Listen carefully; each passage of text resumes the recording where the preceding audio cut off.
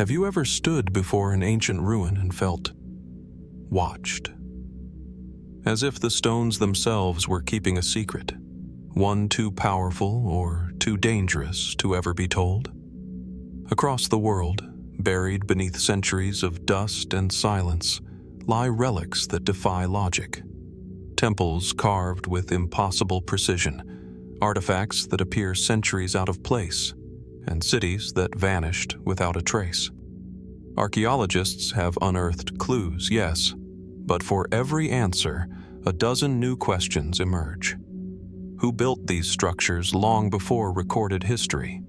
What knowledge did they possess that we've since lost? And why do so many of their stories end abruptly, as if erased on purpose? These are not tales of fantasy. They are facts etched in stone, staring back at us from the depths of time. So tonight, we journey into the shadows of our past, to confront the mysteries history can't explain, and maybe, just maybe, uncover the truth it tried to hide. So, sit back, stay curious, and let's dive into the world of unsolved archaeological mysteries you should know.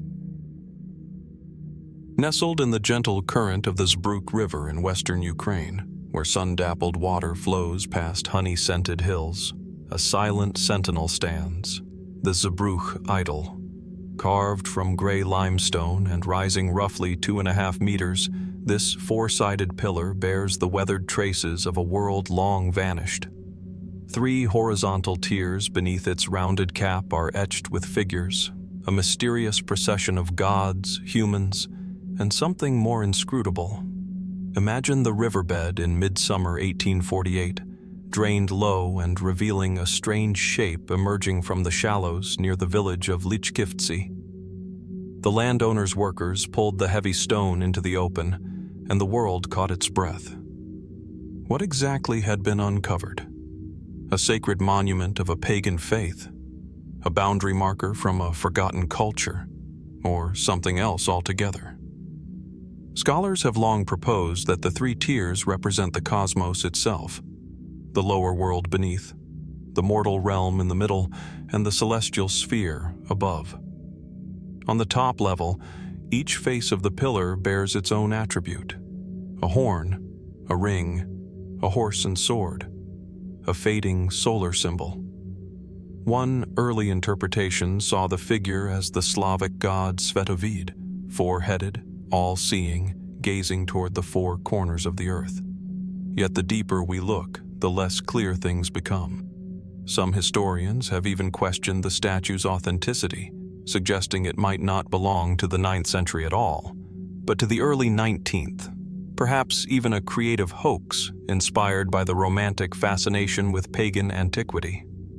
The arms, the hat, the symbols, do they reflect a genuine pre-Christian iconography, or a poetic reconstruction of what ancient Slavic religion might have looked like? Other theories wander further afield.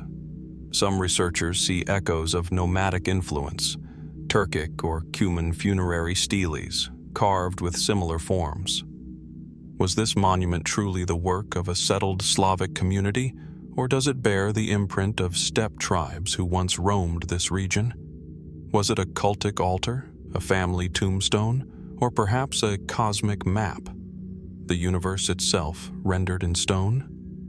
Standing before the idol today, one senses not just carved lines or eroded faces, but a lingering question. Who walked these lands and placed this stone here, where the terrain whispers of shifting borders, forgotten settlements, and vanished faiths? The Zbruch River once marked a meeting point between empires, a place of passage and exchange. Perhaps that, too, is part of the mystery. The idol stands at a crossroads, not only of geography, but of belief. And what of the missing lower section? The base is broken, the lowest tier incomplete, as if the story itself has been fractured. Was it damaged by time or deliberately defaced when Christianity swept through the region, silencing the old gods one by one? We may marvel at its survival, its endurance through centuries of political upheaval and cultural change, yet its meaning remains just beyond our grasp. Is this relic a genuine fragment of an ancient Slavic worldview, or a later creation infused with nostalgia for a mythic past?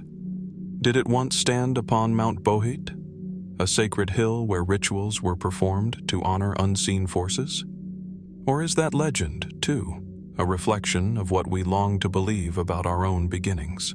In this delicate space between fact and conjecture, the Zbruch Idol holds its ground, unmoved, unyielding, refusing a single definition. A monument, perhaps, to mystery itself. And so we pause here, our investigation only beginning. What stories still lie hidden within those carved faces? What truths were the ancient hands that shaped it trying to preserve or conceal? The idol will not say. It simply watches, as it always has, waiting for us to remember what we have forgotten. As we leave the cold riverbanks of Ukraine and the silent stone figure of the Zbruch Idol behind, our journey carries us south, across continents and centuries, to a place where the air itself seems charged with memory. Here, beneath the golden sands of Egypt's Valley of the Kings, another enigma awaits. One not carved in stone but shaped in gold, ebony, and shadow. It was 1922 when Howard Carter's torch first flickered against the still air of a sealed tomb. The burial chamber of the young pharaoh Tutankhamun. The world would remember that moment for its treasures, the mask, the chariots, the jewels. But amid the glitter and grandeur lay an object that drew a quieter, deeper fascination. The Anubis Shrine. Resting silently near the entrance to the burial chamber, the shrine took the form of a recumbent black jackal, sleek and lifelike, poised atop a gleaming, gilded chest. Its ears stood alert, its eyes inlaid with obsidian and white quartz, watchful, unblinking, as though guarding something beyond sight. Draped across its back was a linen cloth, still smelling faintly of resins used thousands of years ago. To gaze upon it was to feel an eerie presence, not merely of artistry, but of intent.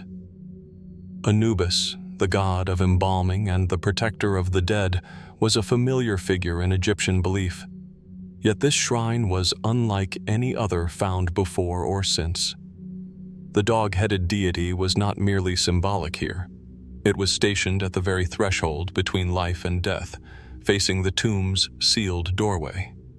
Some scholars have described it as a guardian statue, others as a ritual object used in funerary processions.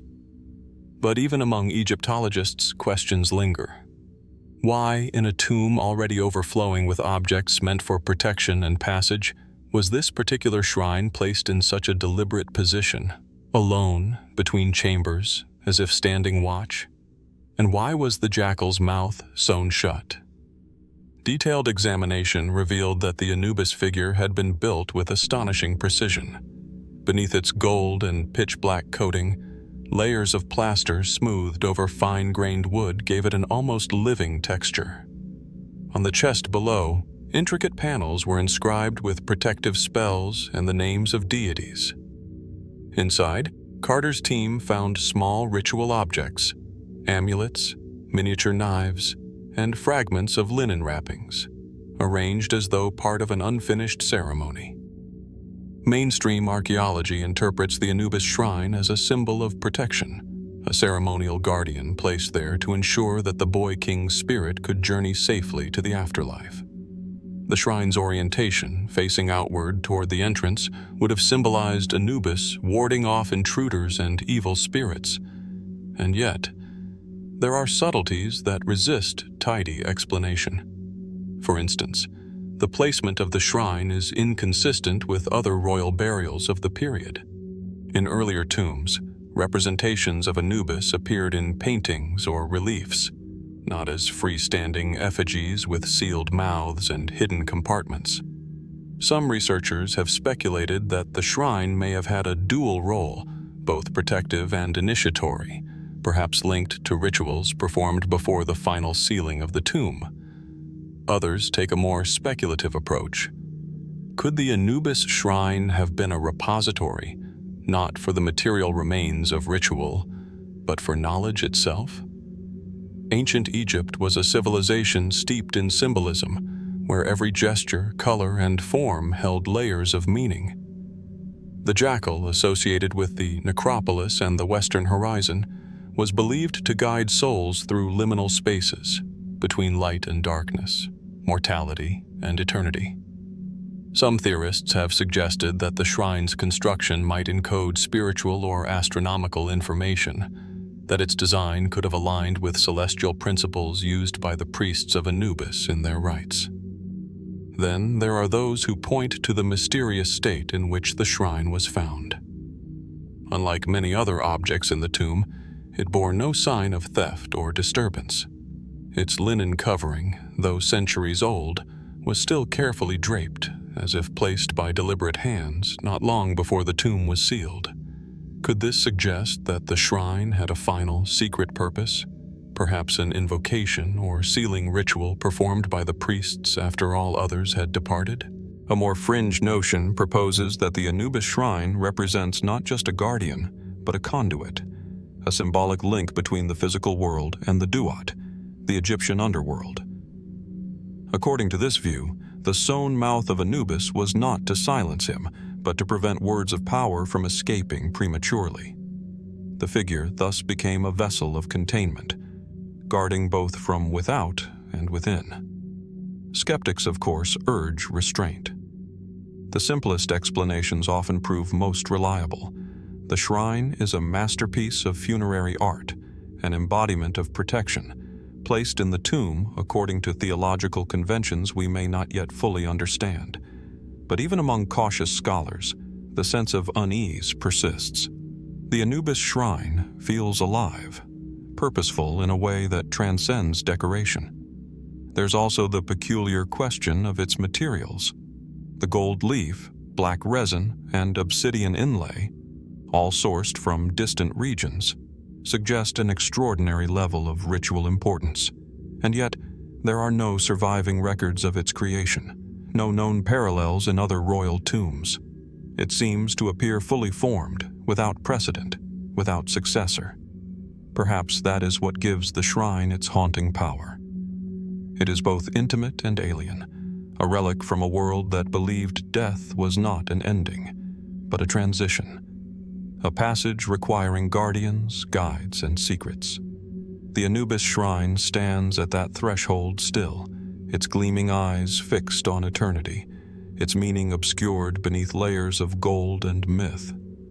And so, like the Zbruch Idol of the Ukrainian river, it remains both artifact and riddle, a whisper from the deep past reminding us that understanding and certainty are not always the same thing.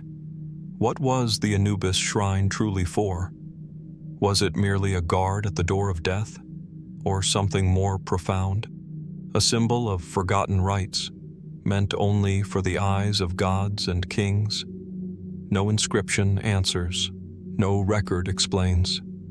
Only the black jackal remains, eternal, watchful, and silent. From the dimly lit tombs of Egypt, our journey now carries us east, across deserts and seas, into the rugged heart of India's Deccan Plateau. Here, carved into a massive cliff face of volcanic basalt, lies one of humanity's most astonishing and least understood creations, the Kailasa Temple at Ellora. As the morning light spills across the rock, shadows ripple across an entire mountain transformed into art. A towering gateway opens onto courtyards, pillared halls, sanctuaries, and sculpted walls alive with gods, demons, and celestial beings, all hewn from a single solid mass of stone.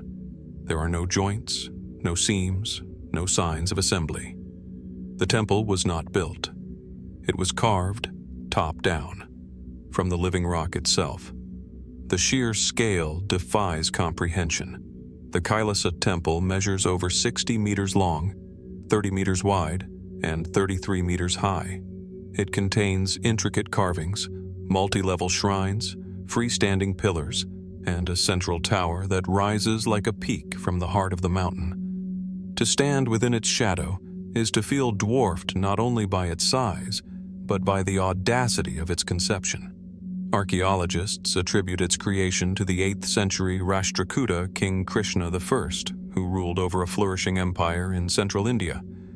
Inscriptions from the period mention his devotion to Lord Shiva, and it is to Shiva that the Kailasa Temple is dedicated. The story goes that the king, gravely ill, promised to build a magnificent temple should he recover.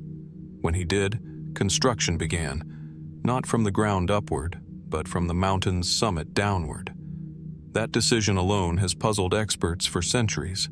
The top-down technique meant that a single mistake could have destroyed years of work. And yet, the precision remains impeccable. Pillars align perfectly, columns stand symmetrically balanced, and ornate sculptures seem almost pre-planned in 3 dimensions. Modern architects still struggle to explain how such a feat was achieved without blueprints, scaffolding, or advanced tools. Estimates suggest that over 200,000 tons of rock were removed to reveal the temple's form, all by hand, using hammers and chisels.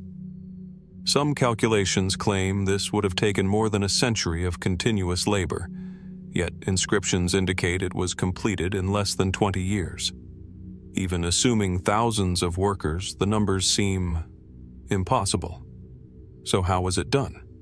Mainstream scholars propose that a highly organized workforce, supported by master architects and engineers, coordinated a system of teams carving simultaneously from multiple directions.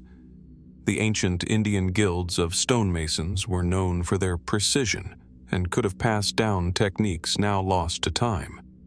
The temple, in this view, represents not a mystery, but the pinnacle of ancient craftsmanship and royal devotion. And yet, the questions persist. How did they ensure proportional accuracy across so vast a structure without measurement tools as we know them? How were the sculptures carved into such detail deep within shadowed corridors where sunlight barely reaches? And why does the temple show virtually no signs of error, no abandoned sections, no adjustments? There are stories, of course, whispers preserved in folklore. One legend speaks of the queen, desperate to fulfill a vow to Shiva, promising to build a temple so quickly that she would begin fasting only when she saw its finial complete. To meet her demand, the architect supposedly began cutting from the top downward, completing the crowning dome first.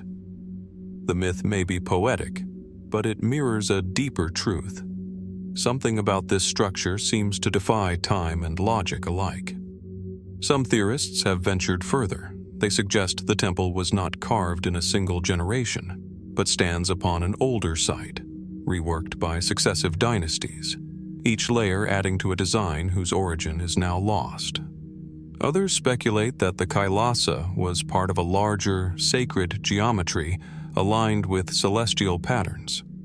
When viewed from above, they note, its layout echoes the form of a mandala, a cosmic diagram of creation. And then there are the more fringe ideas, that the temple's precision might hint at technologies we no longer understand. Laser-like cutting tools, sonic drilling, unknown techniques of rock softening. Most archaeologists dismiss such theories as unfounded, yet the fascination endures, precisely because the site offers no written record of how it came to be. No plans, no blueprints, no ancient manuals, only stone. Walking through its corridors, you feel something else too. A rhythm, almost musical, in the way sound carries. The pillars seem to hum softly when touched, and the echo of footsteps reverberates with an eerie precision. Was this an accident of acoustics, or an intentional design? An ancient harmony between stone and spirit? Even the iconography within the temple raises questions. Scenes from Hindu mythology unfold across the walls.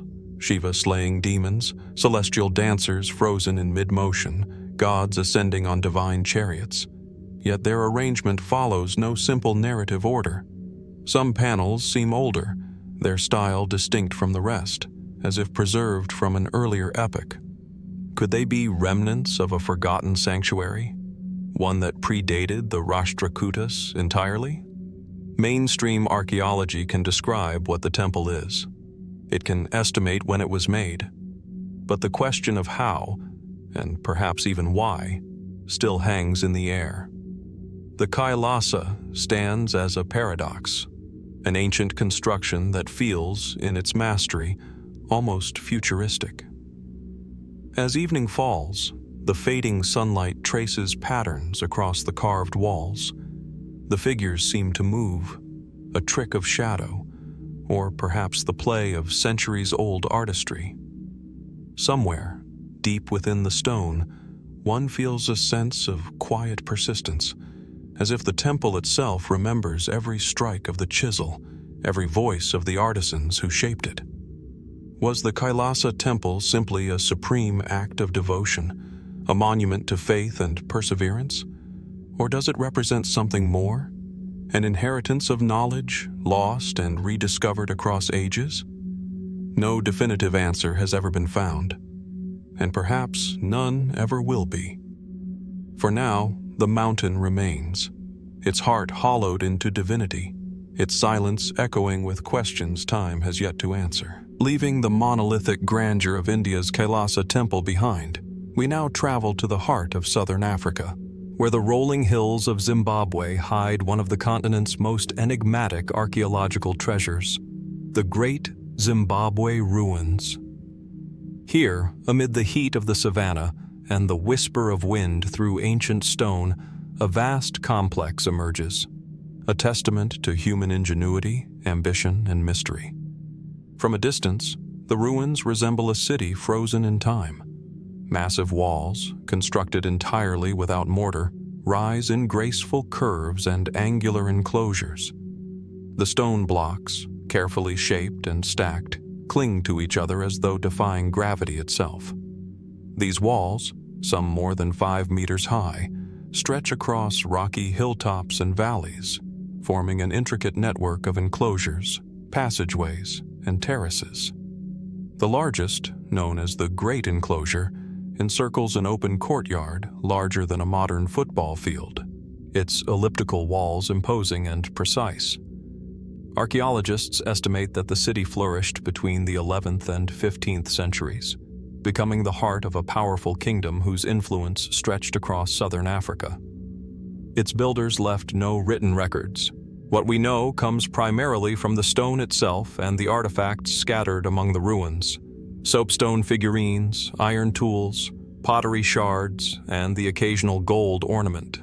Each piece hints at a society rich in culture, trade, and sophistication.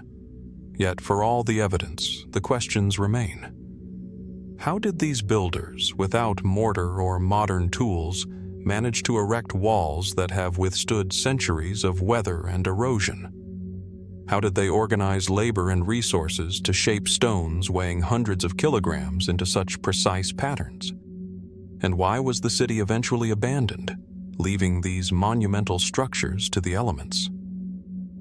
Mainstream scholars generally agree that the ruins were constructed by the ancestors of the Shona people, a sophisticated African civilization whose trade networks reached the Swahili coast and beyond. Gold, ivory, and other resources suggest that Great Zimbabwe was not merely a political center, but a hub of commerce, connecting the interior of Africa to faraway lands. The city's layout appears deliberate. The hill complex, perched on a rocky outcrop, may have served as the royal residence, while the great enclosure likely functioned as a ceremonial space, its walls both protective and symbolic. Yet mysteries abound. Some historians have puzzled over the architectural style. The walls curve and rise without corners or straight lines, a technique that seems both aesthetic and practical. Yet no contemporary explanations survive. Why were certain sections left deliberately open? Why are some walls thicker than others, and why do they taper so gracefully toward the top? These design choices speak to an understanding of both engineering and art that seems remarkably advanced for the time and place. Artifacts recovered from the site add further layers of intrigue. Perhaps the most famous are the soapstone figurines, often interpreted as birds or spiritual symbols. They are small, simple, yet strikingly elegant, and some appear in multiple locations, suggesting ritual or symbolic significance. Could they have represented ancestors, deities, or cosmic principles? And what of the gold beads and ornaments found far inland yet indicative of trade networks spanning hundreds of kilometers? How were these materials transported and transformed into art and currency within the city's walls? Then there are the unanswered questions about the city's scale and organization. Estimates suggest that tens of thousands may have lived within the larger complex at its height. How was such a population sustained in what is now considered a semi-arid region? Was there advanced knowledge of agriculture, water management, or social organization that has since been lost to history? Some archaeologists speculate that ingenious systems of terracing and grain storage might have supported the population, yet much of this knowledge remains buried under centuries of sediment and vegetation. Speculative theories have also emerged, some venturing beyond conventional archaeology. Certain fringe interpretations suggest that Great Zimbabwe may have been influenced by outside cultures, Phoenicians, Arabs, or even civilizations from the Mediterranean. These ideas rely primarily on the scale of the stonework and the apparent sophistication of the society, arguing that local African technologies alone could not explain the city's complexity. Mainstream scholarship, however, refutes these claims, emphasizing evidence of indigenous development and continuity with local traditions. Still, the persistence of such theories highlights the enduring fascination with the site and the human desire to understand its origins. The abandonment of Great Zimbabwe adds another layer of mystery. By the late 15th century, the city was largely deserted. The reasons remain unclear. Environmental changes, overpopulation, depletion of resources, or political upheaval may have played a role, yet no single factor fully explains the sudden desertion of a city so carefully planned and maintained. What messages were left behind in the precise placement of walls, the orientation of passageways, and the distribution of artifacts? Did the final inhabitants intend for the city to be remembered, or were their records deliberately erased by time? Standing amidst the ruins today, one cannot help but feel the weight of history pressing in from every stone. The walls themselves seem to murmur, speaking not in words, but in questions. What did daily life look like for those who walked these courtyards? What ceremonies were performed in the great enclosure, and what songs, chants, or prayers echoed across the terraces? How much of their knowledge and wisdom has vanished, leaving only the silent testimony of stone? Great Zimbabwe is more than an archaeological site. It is a puzzle, a monument, and a reminder of the ingenuity and ambition of those who came before. And yet, despite centuries of study, it guards its secrets with a quiet tenacity. Every excavation reveals new clues, every artifact prompts new questions. But the full story remains tantalizingly out of reach. Was Great Zimbabwe a political capital, a ceremonial center, or a symbol of spiritual power? How did its architects conceive such precision without written plans? And why did the city vanish as suddenly as it rose? The answers remain unknown, and perhaps that is the true power of this site. It invites us not only to study it, but to wonder, to imagine, and to acknowledge that some mysteries of human history may never be fully solved. Amid the rustling grasses and sun-warmed stones, the ruins wait, timeless, silent, and inscrutable. And as we leave this ancient city, one cannot help but carry the sense that somewhere beneath its walls and courtyards, secrets of a remarkable civilization still linger, waiting for discovery. Leaving the windswept plains of Patagonia and the enigmatic figure of Cap d'Oie behind, our journey now shifts northward across the Mediterranean to the shimmering waters off the coast of Greece. Here, beneath the waves near the island of Antikythera, lies one of the most confounding artifacts ever discovered, an object that seems to defy our assumptions about ancient technology, the Antikythera Mechanism. It was 1901 when sponge divers, exploring a shipwreck submerged for centuries, stumbled upon a collection of corroded bronze fragments. Among the treasures, statues, amphora, and coins, lay a curious assemblage of gears and plates. Initially overlooked, the fragments were taken to the National Archaeological Museum in Athens, where closer examination revealed something extraordinary, a device of intricate complexity, unlike anything known from the ancient world. The Antikythera Mechanism, as it came to be called, is a compact, portable instrument roughly the size of a shoebox, yet within it resides a universe of interlocking gears, dials, and inscriptions. By carefully reconstructing its fragments, researchers discovered that it could predict the positions of the sun, moon, and planets, track eclipses, and even account for the irregularities of the lunar orbit. It functioned as an ancient analog computer, a celestial calendar and calculator, embodying knowledge once thought impossible for its time. Mainstream scholarship dates the mechanism to around 100 BCE, attributing its design to Greek engineers influenced by the work of Archimedes and other thinkers of the Hellenistic period. Its precision is staggering. More than 30 gears interlock in a synchronized dance, their teeth cut with remarkable accuracy. For a civilization that had not yet invented even basic mechanical devices like clocks, the mechanism represents an astonishing leap in technological sophistication. And yet, for all the evidence, questions abound. How did the ancient Greeks conceive such a device? What materials, tools, and methods did they employ to cut gears so precisely? How widespread was knowledge of this technology? Was it a singular marvel, a private invention of a brilliant mind, or part of a broader tradition now lost to history? Each answer seems to open new doors to uncertainty. The inscriptions on the mechanism add another layer of intrigue. Written in Greek, they describe complex astronomical cycles, instructions for operating the dials, and even references to celestial phenomena that would have required careful observation over decades. Some researchers argue that it may have been designed for use by astronomers or navigators, or perhaps even for philosophical contemplation, a way to model the cosmos in miniature. Fringe interpretations have taken the story further, proposing that the Antikythera Mechanism contains knowledge beyond conventional understanding.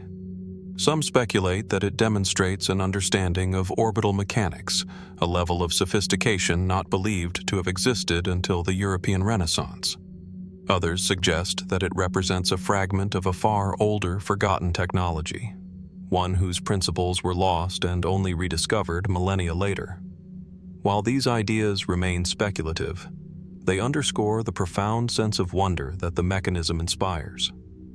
The mystery deepens when we consider its context. The shipwreck that carried it is thought to have sailed from Rhodes or possibly Corinth, yet we have no records of such devices in ancient texts. It was, in every sense, ahead of its time. Unlike many technological artifacts, which leave behind manuals, workshops, or mass-produced examples, the Antikythera Mechanism appears as a singular, exquisite object, a fleeting glimpse into a lost chapter of human ingenuity. Modern imaging techniques, including X-ray tomography and 3D modeling, have revealed even more astonishing details. Miniature inscriptions hidden deep within the device outline cycles of the planets, eclipses, and even the timing of the Olympic Games. Every gear seems to serve a precise purpose, yet the full logic of the mechanism continues to challenge scholars. Could there have been other, even more complex devices awaiting discovery? Was the mechanism part of a series of inventions, or a solitary marvel, a treasure of knowledge now vanished beneath the waves. Standing before a reconstructed model in a museum, one is struck not merely by its mechanical complexity, but by the sense of human curiosity it embodies.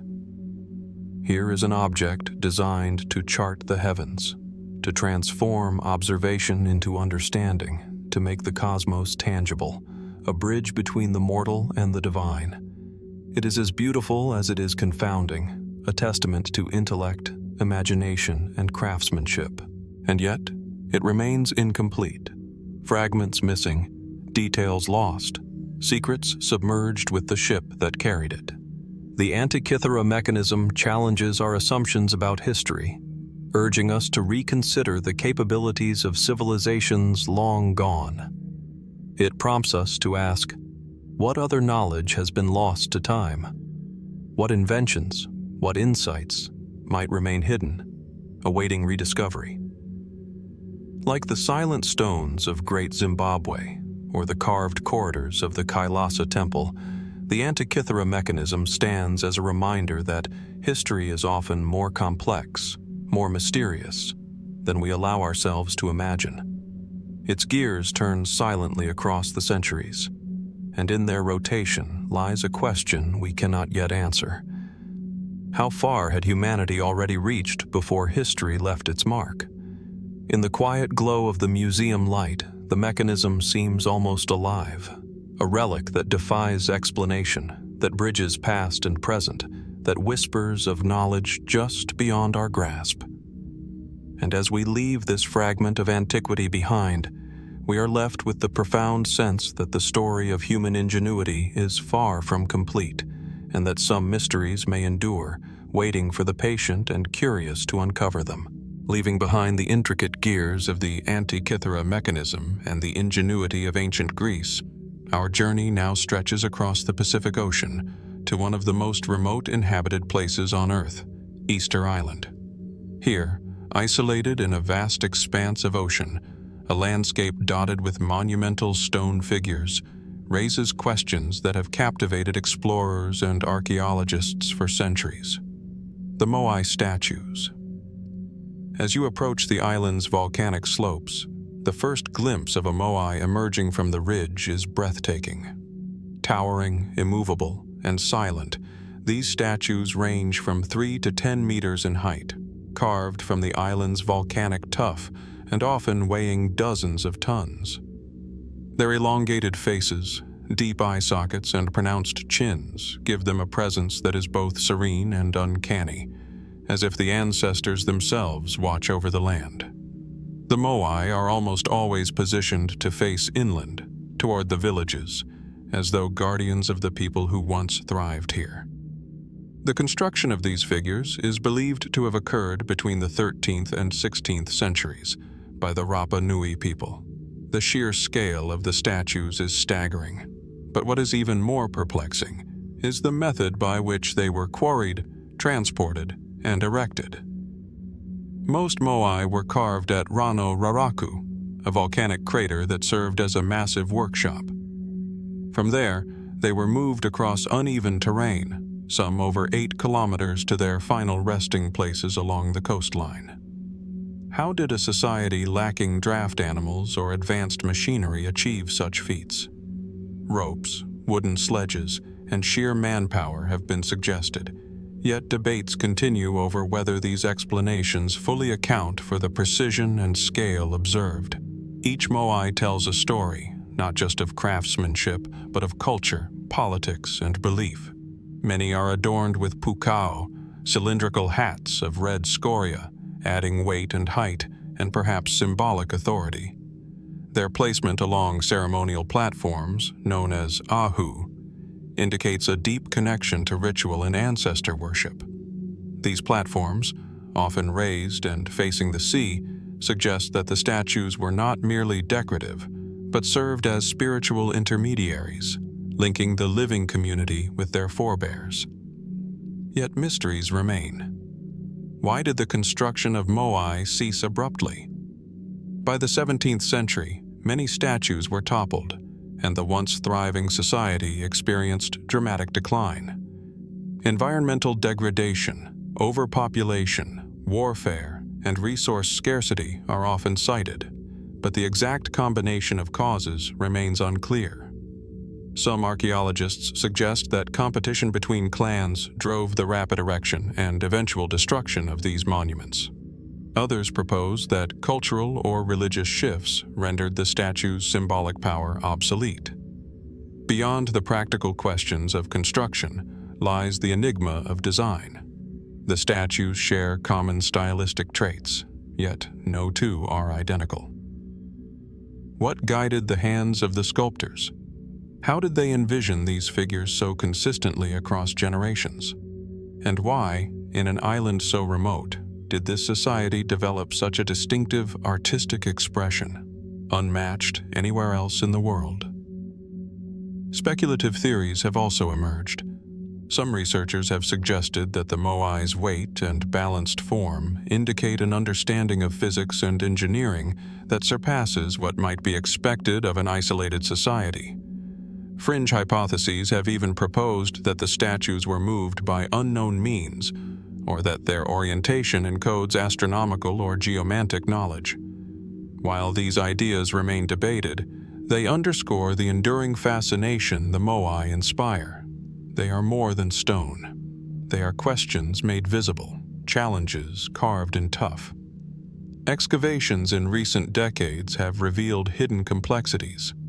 Buried beneath the statues are torsos, sometimes extending several meters underground, indicating that what is visible is only a fraction of the whole. Inscriptions, rock carvings, and subtle differences in form suggest a nuanced social and spiritual system that we are only beginning to understand. Every statue is a window into a society whose records were largely oral, and whose history was etched not on paper, but in stone and memory. The landscape itself amplifies the mystery. The Moai inhabit a rugged volcanic terrain of craters, cliffs, and lava fields. The contrast between the statue's stillness and the dynamic, wind-swept environment evokes a sense of timelessness. One can imagine the sculptors working in the quarry, chipping away at the rock as the sun rises, aware that each stroke was part of a project spanning generations. The interplay between human ambition and the island's harsh conditions remains hauntingly palpable. And what of the Moai themselves? Do they represent only revered ancestors? Or is there a deeper, perhaps cosmic significance? Some anthropologists note alignments with celestial events, while others emphasize their role as embodiments of mana, the spiritual energy believed to reside in people, objects, and land. Were the toppled statues a sign of societal collapse or a deliberate act of transformation within the culture? The stones do not speak, but their silent presence demands questions, reflection, and careful observation. Standing among the Moai today, one senses both awe and humility. These figures are witnesses to centuries of human endeavor, belief, and mystery. They have endured hurricanes, tsunamis, and centuries of isolation, yet they retain a presence that is profoundly commanding. The island may be remote, the people changed, and the society vanished, but the Moai continue to watch, silently guarding the legacy of the Rapa Nui. In the quiet of the plains and the shadow of these colossal figures, we are reminded that some mysteries are not puzzles to be solved quickly, but invitations to wonder. How were they moved? Why were they erected with such care and scale? And what truths about the Rapa Nui, their culture, their knowledge, their world, remain hidden beneath centuries of earth and stone? The Moai stand not only as monuments of the past, but as questions in 3 dimensions, their presence urging us to explore, to imagine, and to acknowledge that some stories of humanity are written not in words, but in enduring stone. Leaving behind the remote stone sentinels of Easter Island and the mysteries of the Moai, our journey now returns to the arid hills of the Judean desert, where a hidden trove of knowledge, and perhaps unimaginable wealth, lies encoded in metal, the Copper Scroll. Discovered in 1952 among the caves of Qumran, near the Dead Sea, the copper scroll immediately set itself apart from the rest of the Dead Sea Scrolls. Unlike the fragile parchment and papyrus manuscripts that revealed ancient texts, hymns, and rules of a sective community, this scroll was forged of pure copper, durable, heavy, and resistant to the ravages of time. Rolled tightly, the metal sheet bears an inscription so precise that each etched line seems to have been cut with meticulous care, a permanent record meant to endure for centuries. The copper scroll is unlike any other document from the period. While the other scrolls recount religious laws, prophecies, and commentary, this one reads almost like a treasure map. It lists more than 60 locations, hills, caves, cisterns, and vaults, describing hidden stores of gold, silver, and precious artifacts buried in quantities that could stagger the imagination. Scholars have marveled at its detail.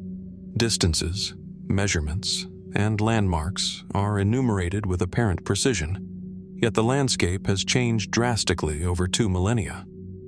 Rivers have shifted, valleys have silted, and settlements have risen and vanished, leaving only cryptic clues to guide the modern seeker. Mainstream scholarship dates the scroll to the 1st century CE, placing it around the time of the Second Temple's destruction. The treasure it mentions has been linked speculatively to the wealth of the Jerusalem Temple, possibly hidden by priests or rebel factions before the Roman conquest. In this interpretation, the scroll is a literal ledger, an inventory intended to conceal sacred wealth from invaders. Yet even here, mysteries abound. No definitive hoard has ever been recovered.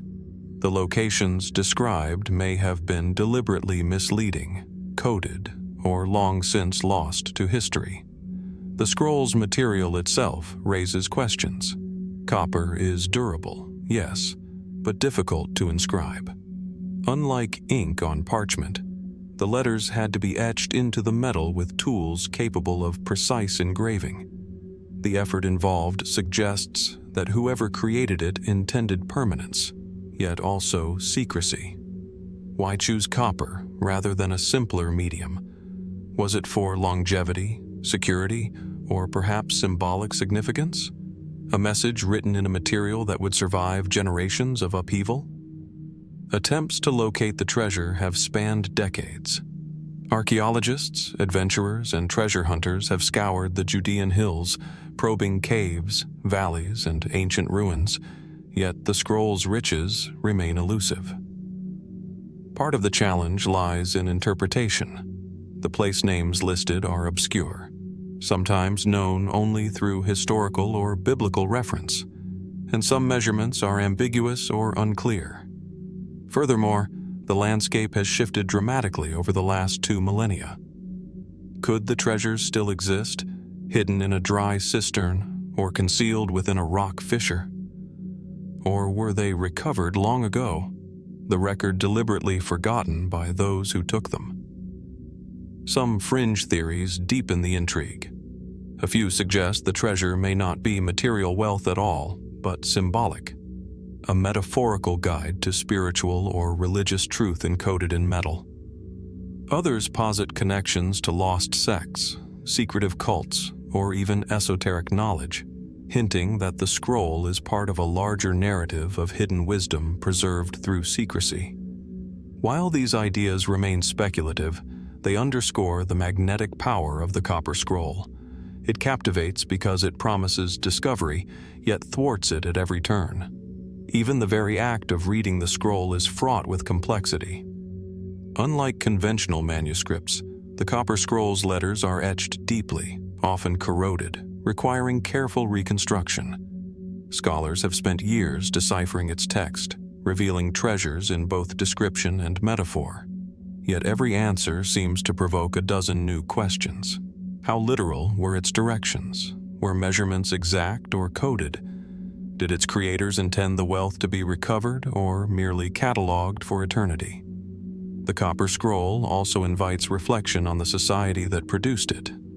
Here is a community aware of upheaval, aware of the threat to its sacred wealth, and yet invested in meticulous record-keeping. The scroll hints at organizational sophistication, knowledge of storage, geography, and secrecy. It offers a glimpse into a world on the cusp of destruction, where ritual, economy, and survival intersected in ways that left us only these cryptic traces. Standing before a modern reproduction of the scroll, one can almost sense the hands that etched each line, deliberate, measured, aware of history, yet conscious of danger. What prompted such painstaking effort? Was it fear, faith, or the certainty that the future would need to know of the treasures? If only someone could interpret the clues. And still, after decades of excavation and study, the treasure remains unclaimed. The copper scroll continues to challenge historians and adventurers alike. Its contents, tangible wealth or symbolic guidance, remain hidden, lost beneath layers of earth, time, and history. In contemplating the copper scroll, we confront the intersection of human ambition, devotion, and mystery. It is both a map and a puzzle, a record and a riddle, a silent whisper from a vanished world. Its riches, if they exist, remain tantalizingly out of reach. And as we stand with the scroll in hand, imagining the hills and valleys it describes, one question lingers. What has truly survived through the centuries? Gold, silver, or the enduring power of secrecy itself? The copper scroll, etched in resilient metal, waits silently for those who would decode its mysteries.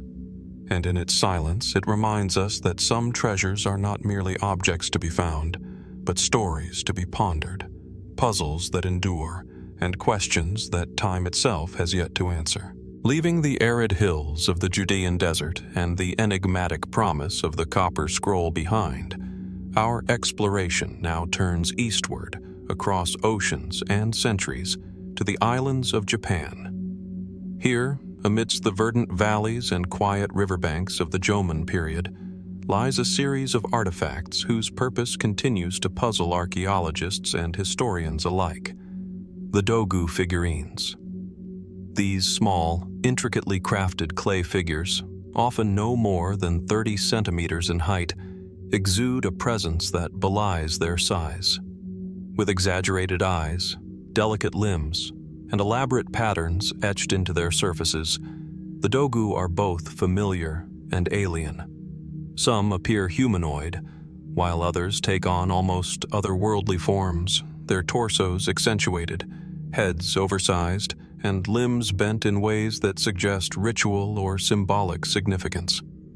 When you hold one in your mind's eye, it is easy to imagine it as a vessel of spiritual energy, a miniature being frozen in time, watching over those who crafted it thousands of years ago. The Dogu date from roughly 14,000 to 400 BCE, spanning Japan's Jomon period, an era defined by its hunter-gatherer communities, intricate pottery, and deep engagement with ritual practice. Found across the Japanese archipelago from Hokkaido in the north to Kyushu in the south, the figurines are remarkably consistent in their abstraction and detail. Their forms are enigmatic yet deliberate. Every curve, indentation, and line seems imbued with intent. Despite extensive study, their purpose remains uncertain. Mainstream archaeology suggests that the Dogu were used in fertility rituals, healing practices, or shamanic ceremonies. Some figurines appear damaged or deliberately broken, perhaps as part of ritual enactments intended to transfer illness or misfortune from the living into the figurine itself. Others, with their wide, staring eyes and stylized, almost alien proportions, suggest a symbolic or spiritual function not fully understood by modern observers. The goggle-eyed variety, with their pronounced hollow eyes framed by triangular features, is particularly compelling. Could these have represented vision beyond the ordinary, a means of perceiving the unseen world? Some researchers argue that the figure's exaggerated features symbolize a connection to divine forces or ancestral spirits. Others note the possibility that they represent stylized depictions of real humans, ritual participants, or mythological beings, but no consensus exists. The craftsmanship of the Dogu also invites intrigue. Made from low-fired clay, often with red or black pigments, the figures exhibit remarkable uniformity in proportion and style, despite being spread across a wide geographic area. How did Jomon artisans, without written language or standardized measuring tools, achieve such precision over millennia? Were there shared traditions, workshops, or networks of knowledge that transmitted these forms from generation to generation? Or did each community develop their own interpretation, converging upon similar symbolic language by coincidence? Fringe interpretations have extended the mystery even further. Some enthusiasts suggest that the Dogu reflect ancient encounters with beings from beyond our ordinary perception, citing their unusual forms, large eyes, and seemingly otherworldly features. Others posit that they were used as ritual devices for altered states of consciousness, instruments of meditation, or even teaching tools to convey complex cosmological knowledge. While such theories remain speculative, they underscore the sense of wonder that these small artifacts evoke. Excavations have revealed additional layers of enigma. Some Dogu are found in burials, others in hearths, and still more in ritual deposits, sometimes deliberately broken or partially buried. Certain sites yield hundreds of figurines, suggesting extensive and possibly long-term ceremonial use. And yet, despite their prevalence, no written records exist to explain their meaning, leaving us to interpret their significance through pattern, context, and form alone. The figurines' scale adds to their intrigue. Many are diminutive, easily held in the hand, while others are larger, commanding attention and space. Some feature articulated limbs or hollow bodies, raising questions about function. Were they purely symbolic, or did they serve as containers, effigies, or even talismans? Each new discovery deepens the mystery, revealing both the sophistication of Jomon craftsmanship and the opacity of their culture's symbolic universe. One cannot help but notice a haunting presence in the Dogu.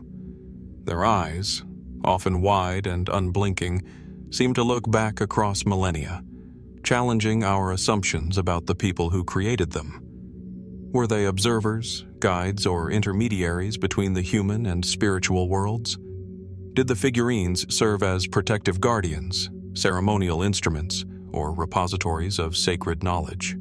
The truth, buried in time and ritual, remains frustratingly elusive. What is particularly compelling is the universality of their abstraction. Across the islands and centuries, the Dogu exhibit consistent motifs, large eyes, ornate patterns, and stylized bodies, suggesting a shared cultural or spiritual language. Yet, the exact meaning of this language has been lost. Unlike texts that can be translated or tombs whose contents tell a story, the Dogu speak in shapes and gestures, inviting interpretation without offering definitive answers. Standing before a Dogu, even in a museum vitrined against time, one senses the intentionality of its creation. Each curve, each line, each hollowed eye socket embodies the Jomon people's understanding of themselves, their world, and perhaps the unseen forces they revered. And yet, for all their precision and symbolic power, they remain enigmas, reminders that not every creation is meant to be fully understood, and that some mysteries are preserved precisely because they invite contemplation rather than resolution. The Dogu figurines, delicate yet enduring, continue to captivate scholars and enthusiasts alike. They challenge us to reconsider what constitutes knowledge, ritual, and artistic expression in a prehistoric context.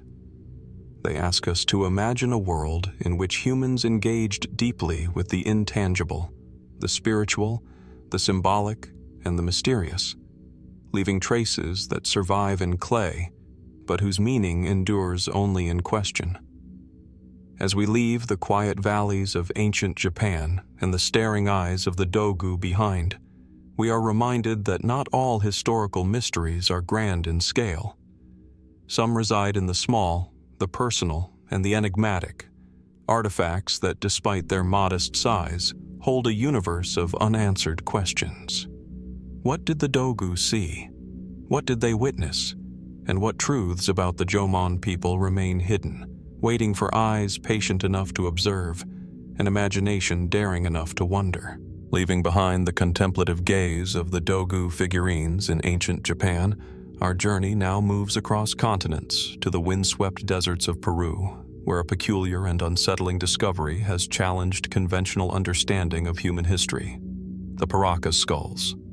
Nestled within the arid coastal plains of the Paracas Peninsula, an area characterized by stark hills and sweeping sands, archaeologists have uncovered a necropolis unlike any other. Buried within ancient tombs, partially wrapped in woven textiles rich with geometric patterns and vibrant colors, lie elongated skulls that immediately capture attention.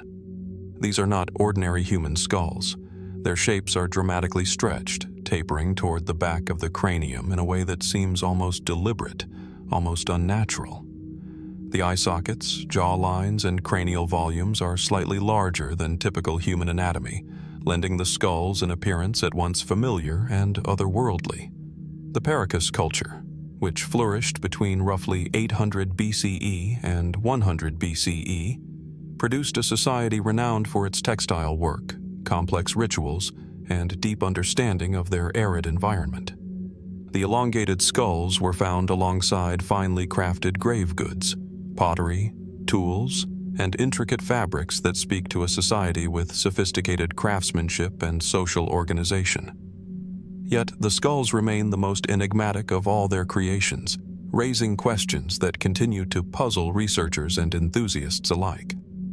Mainstream archaeology often explains the elongated skulls as the result of intentional cranial deformation, a practice seen in various cultures worldwide.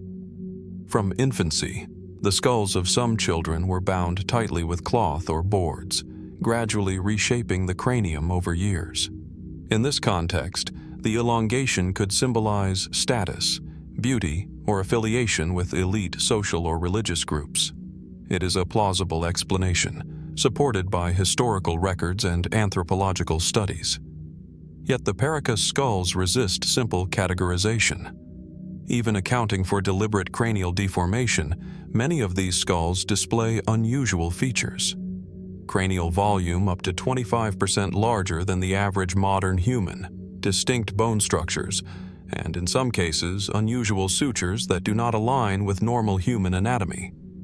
DNA studies, while still limited, have suggested variations that are not fully understood, leaving room for speculation without providing definitive conclusions.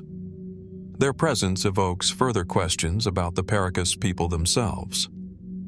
Why would a society undertake such labor-intensive modifications? What did they hope to achieve by altering the human form so drastically? Were these skulls purely symbolic, or did they serve a functional purpose, perhaps linked to belief systems, ritual practice, or even concepts of human potential that we no longer comprehend?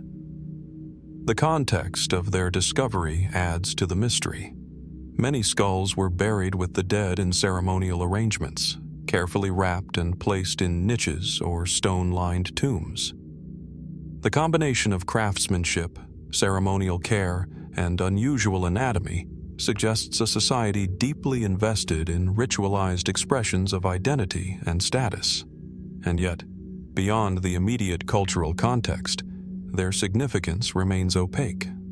Speculative interpretations have emerged over the years, some extending into the realm of fringe theories.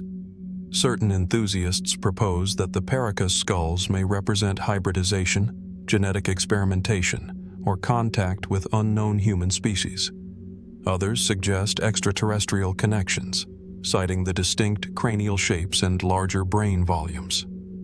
While mainstream science remains skeptical of such ideas, The mere persistence of these theories underscores the skull's capacity to challenge conventional narratives of human evolution and cultural development. Recent advances in genetic testing have deepened both insight and mystery. Preliminary DNA analyses indicate markers that differ from typical modern human populations, though the full significance is not yet clear. These findings provoke further questions. Do they represent a regional variation now lost to time? Were these populations deliberately genetically distinct? Or have we merely scratched the surface of a complex human story that remains partially hidden beneath millennia of sand and soil? The Paracas Skulls also raise questions about the social and spiritual framework of their creators. Were the elongated forms intended to enhance cognitive ability, to signify divine favor, or to create a visual distinction between the elite and commoner? Could they have been viewed as intermediaries between the human and the spiritual, conduits of power and knowledge? While we may never know the precise motivations, their existence hints at a worldview rich in symbolism, where the human body itself became a canvas for ritual and meaning. Standing in the presence of a Paracas skull, even through photographs or museum exhibits, one is struck by a profound sense of connection across time. Here is a physical artifact that speaks not only to skill and labor, but to imagination, belief, and cultural identity. It asks the modern observer to consider possibilities that stretch beyond conventional frameworks, how human societies understood themselves, their place in the cosmos, and the potential for transformation, both physical and spiritual. The mystery endures. Thousands of years have passed, yet the skulls remain, silent witnesses to a culture we can only partially reconstruct. Their forms challenge assumptions about anatomy, art, and ritual. They invite inquiry, reflection, and humility. For all our advances in archaeology, genetics, and anthropology, the Paracas Skulls remind us that some questions do not yield easy answers. As we leave the Paracas Peninsula, walking among windswept graves and imagined rituals, one question lingers. Who were the people who reshaped the human form in such a striking way? And what truths about humanity, identity, and belief did they seek to preserve? The skulls offer no clear answer, only the enduring invitation to wonder, and the quiet, persistent knowledge that some mysteries remain beyond the reach of certainty, waiting patiently for those willing to look, listen, and imagine. Leaving the enigmatic Paracas Skulls behind, our journey now moves across continents and millennia to the heart of ancient China, where a story of ambition, power, and mystery lies buried beneath the earth. The tomb of Qin Shi Huang, the first emperor of a unified China, and the extraordinary Terracotta Army that guards it. Nestled near the modern city of Xi'an in Shanxi province, the tomb itself remains largely untouched, a vast burial complex spanning over 56 square kilometers. The site, shrouded in legend and guarded by centuries of sediment, is believed to house not only the emperor himself, but also treasures and mechanisms designed to replicate the grandeur of his reign in miniature and in perpetuity. Surrounding the tomb are thousands of life-sized clay warriors, each uniquely sculpted with individualized faces, expressions, hairstyles, and armor arranged meticulously in battle formations. The scale is staggering. Estimates suggest more than 8,000 soldiers, hundreds of horses, chariots, and even officials stand in readiness, their presence a silent testament to Qin Shi Huang's desire for immortality and control beyond the grave. The Terracotta Army was discovered in 1974 by local farmers digging a well, and since then archaeologists have worked to uncover, restore, and study these astonishing figures. Each soldier, created over 2,000 years ago, reflects incredible craftsmanship, with attention to detail that rivals the finest portraiture of any era. Yet, for all we have learned, the tomb itself, where the emperor is said to rest, has never been fully excavated.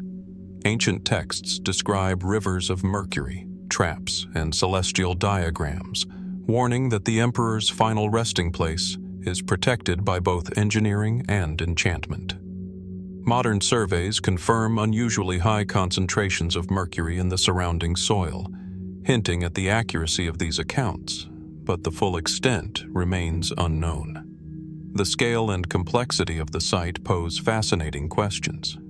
How were such vast numbers of figures produced with such precision without the mass production techniques of later civilizations? Scholars theorize that specialized workshops, division of labor, and assembly line processes were employed, yet the human effort and organizational skill required remain almost unimaginable.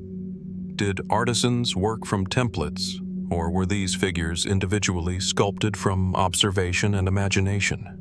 And if the latter, what cultural or ideological forces inspired such consistency and uniqueness simultaneously? The tomb itself adds layers of intrigue. Historical texts, such as the Records of the Grand Historian by Sima Qian, describe a subterranean palace, rivers of mercury, and even stars and constellations mapped upon the ceiling, a microcosm of the empire above.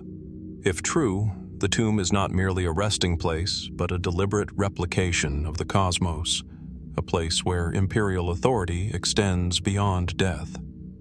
Yet modern archaeology has been cautious, partly due to the dangers posed by mercury and the complexity of excavation.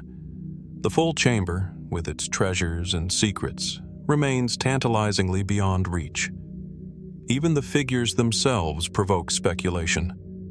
Were they intended purely as protection, as attendants for the afterlife, or as an expression of political power? Some scholars suggest the army reflects the emperor's obsession with control, loyalty, and military dominance, immortalized in clay. Others propose symbolic interpretations, representations of cosmic order, ritual function, or even psychological projection of the emperor's vision of empire. Fringe theories have occasionally ventured further, fueled by the army's almost surreal precision. Some suggest the terracotta figures may have been influenced by knowledge lost to later civilizations, hinting at advanced understanding of metallurgy, mass production, or even early robotics, given the moving parts incorporated into chariots and mechanisms. While these ideas remain speculative, they highlight the enduring fascination the site inspires, the sense that it represents something beyond mere funerary art. Equally compelling are the mysteries surrounding the emperor himself. Qin Shi Huang, who unified China in 221 BCE, is legendary for his feats and his obsession with immortality. Historical accounts detail his search for elixirs, vast construction projects, and extreme measures to consolidate power.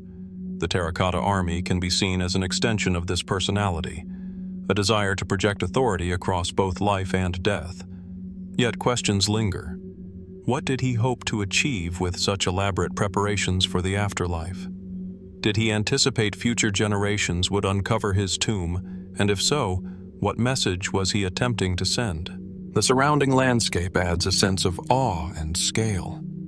The army is arranged in pits, some of which are roofed with timber and earth, forming subterranean battle formations. The warriors face east, the direction from which invasions were expected, standing at attention in a silent tableau of discipline and preparedness. Horses, chariots, and infantry are meticulously positioned, reflecting the emperor's military strategy. It is a scene frozen in time, a permanent echo of an empire that once dominated much of China. Even after decades of excavation and study, mysteries persist. How many more figures remain buried, unexcavated? What treasures and inscriptions lie in the sealed central tomb? How accurate are the historical accounts of Mercury and celestial mappings? And most intriguingly, what does this elaborate construction tell us about the human need to confront mortality, to control legacy, and to seek immortality through art, engineering, and ritual? Standing before the Terracotta Army, one is struck by the mixture of human ingenuity and enigma.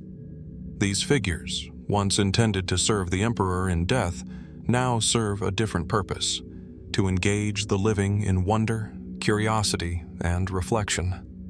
They are a bridge across millennia, a testament to ambition, artistry, and mystery.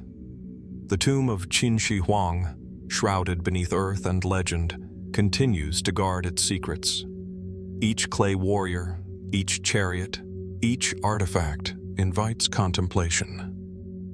What does it truly mean to seek eternity? And as we gaze upon these silent sentinels, we are reminded that even in a world increasingly explored, some mysteries remain buried, waiting patiently for those who dare to look deeper, question more carefully, and imagine the unseen realms of history. Leaving behind the grandeur of Qin Shi Huang's Terracotta Army and the imperial ambition frozen in clay, our journey now turns to the misty landscapes of ancient Ireland, where a different kind of enigma rests quietly beneath rolling hills. The Neolithic passage tomb of Newgrange. Nestled in the Boyne Valley, County Meath, Newgrange rises subtly from the earth, its low mound crowned with a circle of massive curbstones, each engraved with swirling patterns, spirals, and enigmatic geometric designs.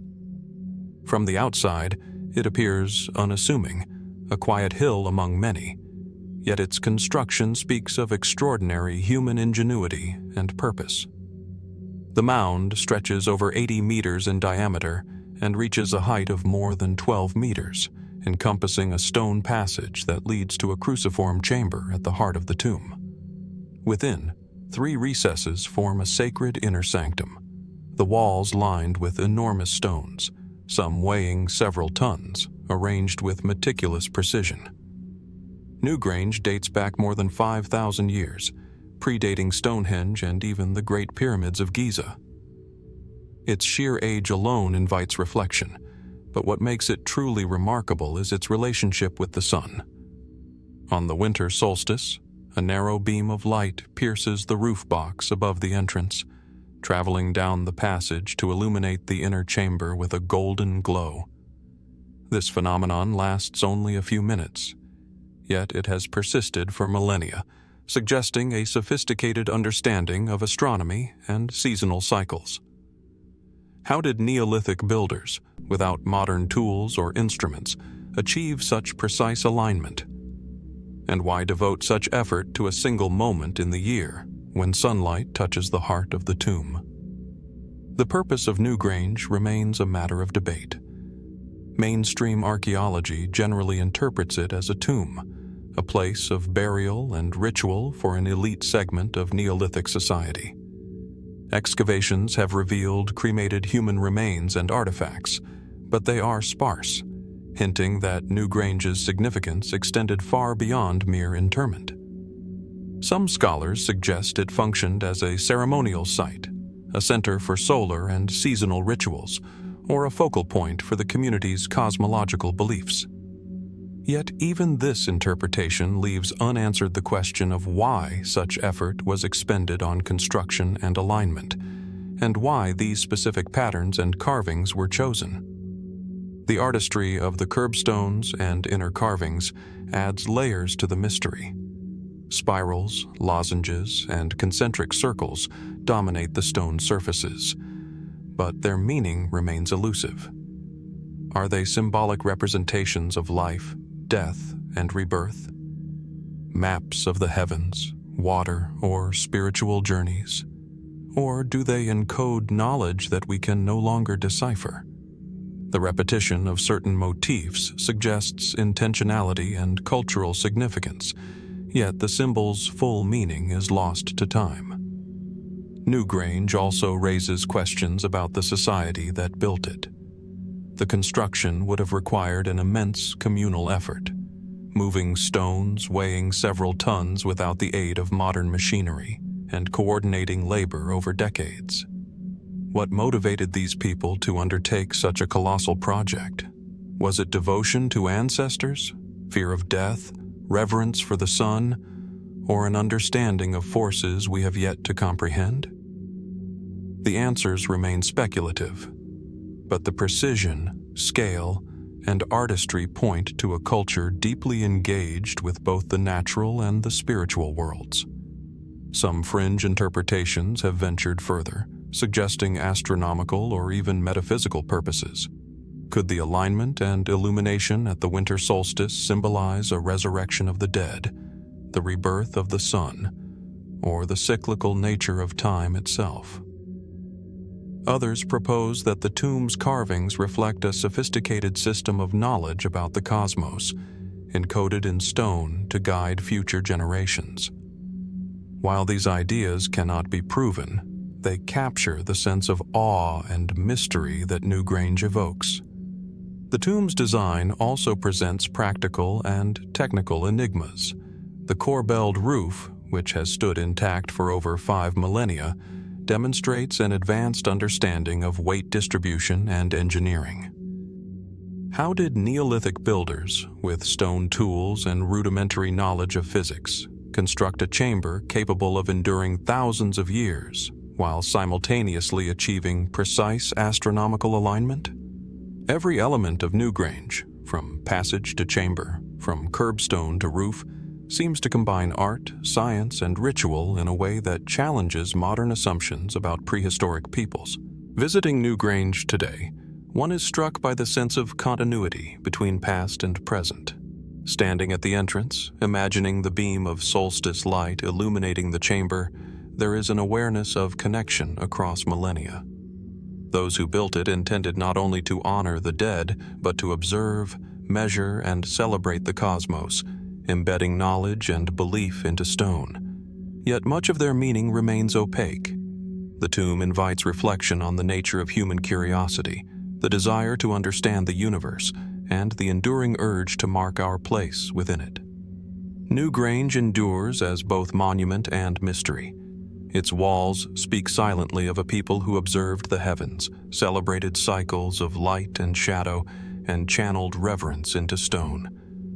It challenges us to reconsider the capabilities of our ancestors, to recognize their intelligence, artistry, and spiritual depth. Yet, even as scholars uncover more about its construction and purpose, the tomb keeps its deepest secrets locked within its ancient stones. As we leave the Boyne Valley, the swirling patterns on the curbstones fading behind us, one question lingers: what knowledge, what beliefs, and what rituals have been lost with time, waiting patiently within Newgrange's chambers? For every beam of sunlight that illuminates the inner sanctum, there remain shadows, whispers of understanding that may never be fully grasped, and mysteries that continue to invite wonder, study, and reflection. Leaving behind the misty hills of Newgrange and the sun-drenched passageways aligned to the solstice, our journey now turns across oceans and centuries to the heart of Mesoamerica, to the sprawling city of Teotihuacan, a metropolis of mystery, ambition, and power, and at its center, the enigmatic temple of the feathered serpent. Rising from the flat plains northeast of modern Mexico City, the temple of the feathered serpent, or Quetzalcoatl, dominates the Ciudadela, a massive square complex surrounded by platforms and courtyards. Its facade is striking. Rows of carved serpent heads, alternating between feathered and fanged forms, cascade down the pyramid's sides in a rhythmic, almost hypnotic pattern. Between these figures, spiraling motifs and intricate bas-reliefs evoke a sense of life, motion, and otherworldly presence. Standing before it today, one is struck not only by its scale — the pyramid rises more than 20 meters high — but by its deliberate complexity, as if every stone, every carving, carries significance both seen and hidden. Teotihuacan, flourishing from approximately 100 BCE to 550 CE, was one of the largest cities in the ancient world, home to perhaps 125,000 people at its peak. Yet its rulers remain anonymous. Unlike other civilizations, no inscriptions identify the kings or leaders who commissioned these monumental structures. This anonymity adds a layer of intrigue to the temple of the feathered serpent. It was not merely an architectural statement, but a center of power, ritual, and perhaps fear, and the figures that line its walls — serpents with fangs and feathers — seem to embody forces beyond the human realm. Excavations beneath the pyramid have revealed startling discoveries. Buried within are hundreds of human remains, carefully arranged, many wearing elaborate jewelry and bearing signs of ritual sacrifice.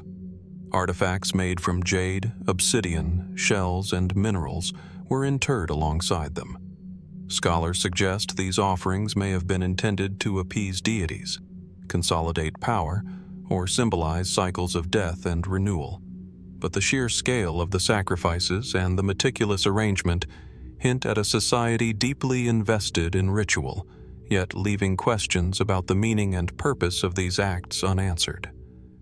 The design of the pyramid itself is a marvel of planning and symbolism.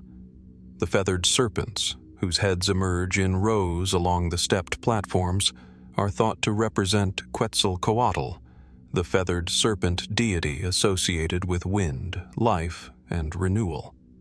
Yet the precise alignment of the pyramid with celestial and geographic markers, including its orientation toward the sacred Cerro Gordo and other structures along the Avenue of the Dead, suggests knowledge of astronomy and landscape planning that is astonishing for its time. What knowledge guided the builders? How did they calculate these alignments with such precision, and what did they hope to communicate to the heavens and to future generations? The Temple of the Feathered Serpent is also notable for the layers hidden beneath its surface.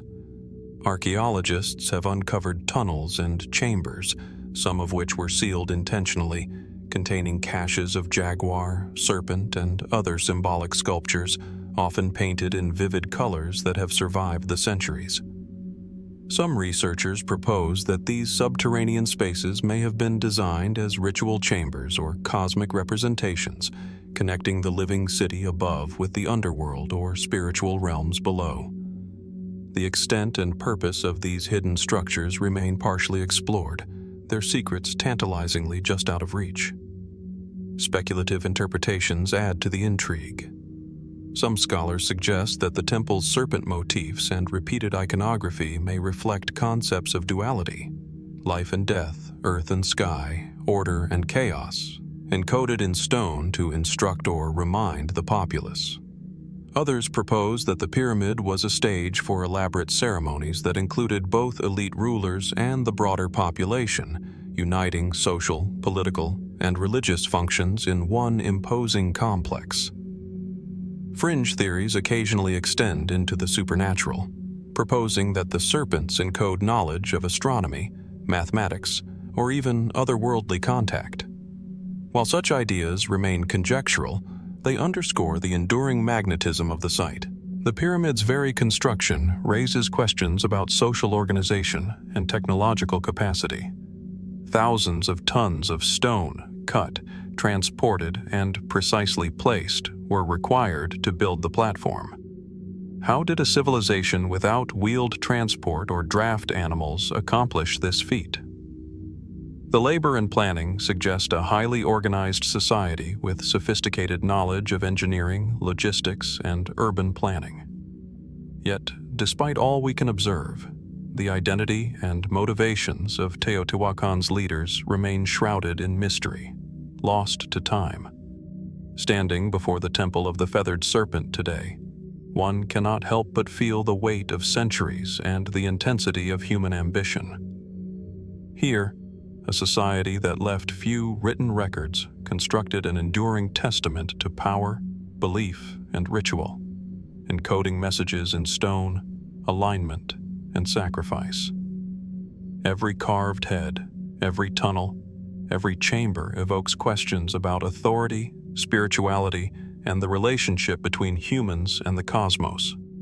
The temple endures not just as an archaeological site, but as a puzzle, a place where human skill, devotion, and imagination intersect in ways that challenge modern understanding. What truths were intended to survive? What secrets remain buried beneath the layers of stone, sand, and time? And what can the Temple of the Feathered Serpent tell us about the people of Teotihuacan, whose city rivaled any ancient metropolis in scale, sophistication, and mystery, yet whose rulers remain nameless and unseen. As we walk the Avenue of the Dead, with the temple rising above and the feathered serpents watching silently, we are reminded that not all history is recorded in texts. Some is carved in stone, encoded in ritual, and hidden in the earth, waiting patiently for the curious to uncover it. And even as scholars continue their work, the Temple of the Feathered Serpent retains its power to captivate, to mystify, and to invite reflection on the enduring enigmas of human civilization. Leaving behind the bustling avenue of Teotihuacan and the feathered serpents that watched silently over ritual and sacrifice, our journey now takes us to the windswept coast of Brittany in northwestern France, where an entirely different kind of mystery stretches across the landscape: the Carnac Stones. Here, on the rolling plains and gentle slopes near the village of Carnac, thousands of megaliths rise from the earth, their weathered surfaces etched by millennia of wind and rain. They stand in long, seemingly endless rows, some straight, some slightly curved, forming alignments that extend for more than 4 kilometers. The stones vary in size, from modest standing rocks no taller than a person to towering menhirs exceeding 4 meters. Viewed from above, the sheer scale and precision of the arrangement is breathtaking, a testament to human effort and imagination. Walking among them, one cannot help but feel dwarfed, enveloped in a rhythm of stone that seems both deliberate and enigmatic. The Carnac stones date from the Neolithic period, roughly between 4,500 and 3,300 BCE, making them contemporaneous with other monumental European sites such as Stonehenge. Yet unlike these other constructions, the purpose of the Carnac alignments remains profoundly uncertain. Archaeologists have proposed a variety of interpretations: ceremonial pathways, astronomical observatories, territorial markers, or even sites of ritual significance. Each theory is supported by aspects of placement, orientation, and surrounding artifacts, but none fully accounts for the scale, consistency, and precision observed. The rows themselves are remarkable for their order. In some alignments, stones are spaced at regular intervals, suggesting a careful plan rather than random placement. Others appear slightly staggered or clustered, yet still maintain an overall pattern that hints at intention. How were these stones transported and erected, some weighing several tons, with only Neolithic tools and human labor? What drove communities to invest decades, or even centuries, in moving, carving, and arranging these immense rocks across open fields and uneven terrain? The positioning of the stones further deepens the mystery. Some researchers have noted potential astronomical alignments, hypothesizing that the rows mark the solstices, lunar cycles, or star patterns, effectively turning the landscape into a massive celestial calendar. Others argue for ritualistic or spiritual functions, suggesting that the alignments were used for processions, ceremonies, or pilgrimages, connecting communities to their ancestors and the land. Yet no definitive evidence confirms any single explanation, leaving open the tantalizing possibility that multiple purposes overlapped, now obscured by time. The craftsmanship and endurance of the stones are equally compelling. Though unpolished and naturally fractured in many cases, their deliberate arrangement demonstrates extraordinary planning, communal effort, and symbolic vision. How did these early societies coordinate such massive undertakings without written language or formal engineering? Were the lines meant to guide the living, honor the dead, or speak to forces unseen, perhaps both celestial and terrestrial? Adding to the intrigue are the local legends and historical accounts surrounding the stones. Folklore tells of giants, druids, and mysterious forces shaping the landscape, imbuing the stones with a sense of animism or sacredness that resonates across generations. While these stories may not provide literal answers, they reveal the enduring power the stones have held over human imagination and cultural memory. Speculative theories have also flourished. Some have proposed that the alignments encode a form of prehistoric knowledge, astronomical, mathematical, or even metaphysical, perhaps functioning as a map of the heavens or as an instrument of ritualized energy. Others suggest the stones were intended to harness or channel forces of the earth, marking sacred geography in ways we can barely perceive today. While these ideas remain conjectural, they highlight the Carnac Stones' ability to inspire awe and wonder, prompting questions that continue to captivate researchers and travelers alike.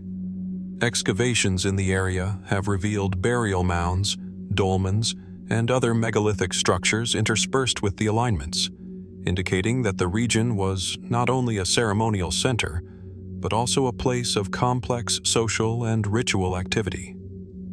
These ancillary structures suggest layers of meaning.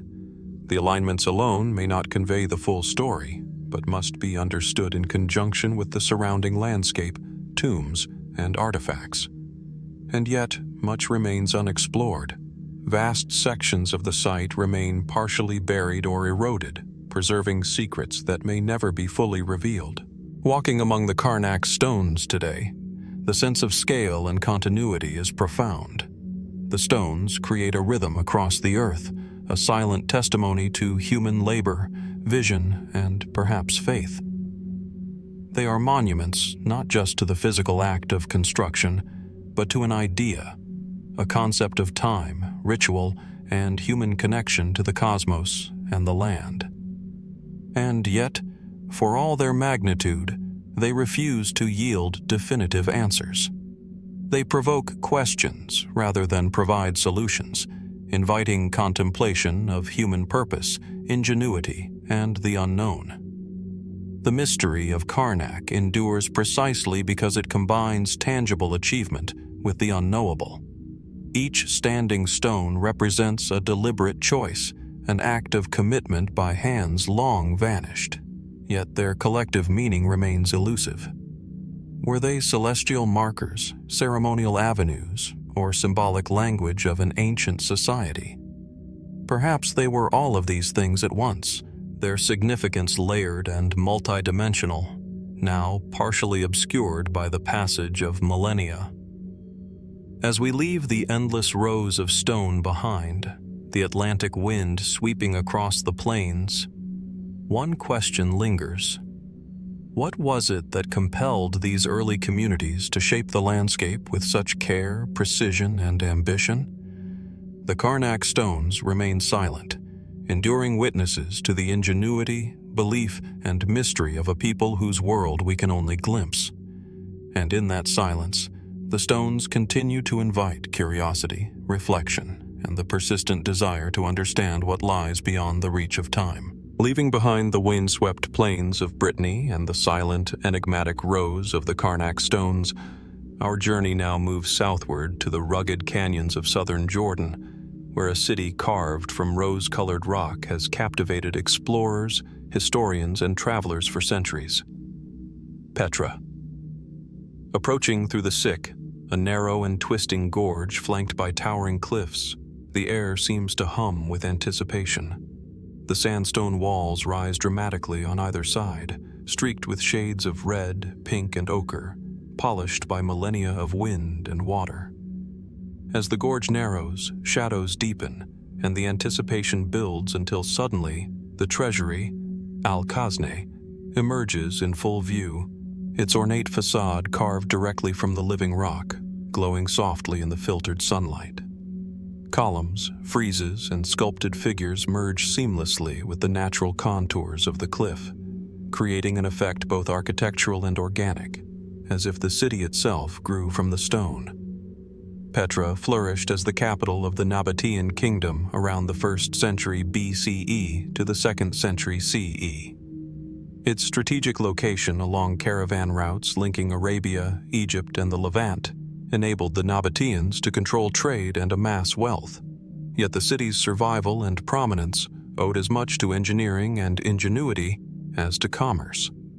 Ingenious water management systems, channels, cisterns, and dams, carved into the rock, allowed the city to thrive in a harsh desert environment, supporting its population and sustaining monumental architecture. Despite these achievements, much about Petra remains enigmatic. The precise methods used to carve massive structures such as the treasury, the monastery, and countless tombs and temples are still debated. How did the Nabateans achieve such precise workmanship on sheer rock faces, ensuring stability, symmetry, and aesthetic grandeur without modern tools? Did they employ scaffolding, rudimentary cranes, or techniques now lost to time? The very stone itself seems to hold secrets, eroded yet preserved, inviting both admiration and speculation. The city's tombs, amphitheaters, and hidden chambers offer glimpses into its social and religious life, yet leave as many questions as answers. Who were the figures represented in reliefs and sculptures? What rituals were performed within these carved halls?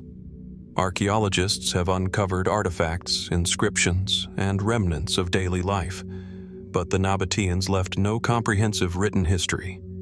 Their world is reconstructed primarily through architecture, trade records, and the accounts of visitors such as Pliny and Strabo, leaving gaps that continue to spark curiosity and debate. Petra's urban layout also hints at a sophisticated understanding of both defense and aesthetics. Streets and plazas are aligned with natural contours and rock formations, combining utility with visual drama. Could the city's orientation have had symbolic meaning, aligning with celestial phenomena, water flow, or spiritual principles? The harmony between human construction and natural landscape suggests a culture deeply attuned to its environment, blending practicality with symbolic expression. Speculative interpretations have deepened the mystery of Petra. Some scholars propose that certain carvings and tombs reflect astrological knowledge or ritual practices not yet fully understood. Others suggest hidden chambers, still undiscovered, could contain treasures, inscriptions, or clues about Nabatean governance and religion. Legends surrounding Petra abound, from secret treasures of the Nabatean kings to mystical powers attributed to the rock-cut temples. While these stories cannot be verified, they underscore the sense of wonder that Petra has inspired across centuries. Even the city's decline adds to its enigmatic aura. By the 7th century CE, Petra was largely abandoned, its trade routes eclipsed by maritime routes, its population dispersed. Yet it was never entirely forgotten, hidden by desert sands and cliffs, preserving its architecture for modern discovery. How much knowledge about the Nabateans, their society, and their technologies was lost with the city's fall, and what might still lie undiscovered, concealed within rock-hewn chambers or beneath centuries of sediment. Walking through Petra today, one cannot help but sense the interplay of human ambition and natural forces. The city is a testament to ingenuity, adaptation, and artistry, yet it retains an air of mystery that challenges our understanding. The treasury, with its detailed facade, and the monastery, vast and imposing, are not mere monuments. They are statements of identity, power, and spiritual belief, carved in stone to endure. Yet the absence of written records leaves the intent, symbolism, and full scope of Nabatean culture tantalizingly out of reach. The enduring allure of Petra lies in this duality.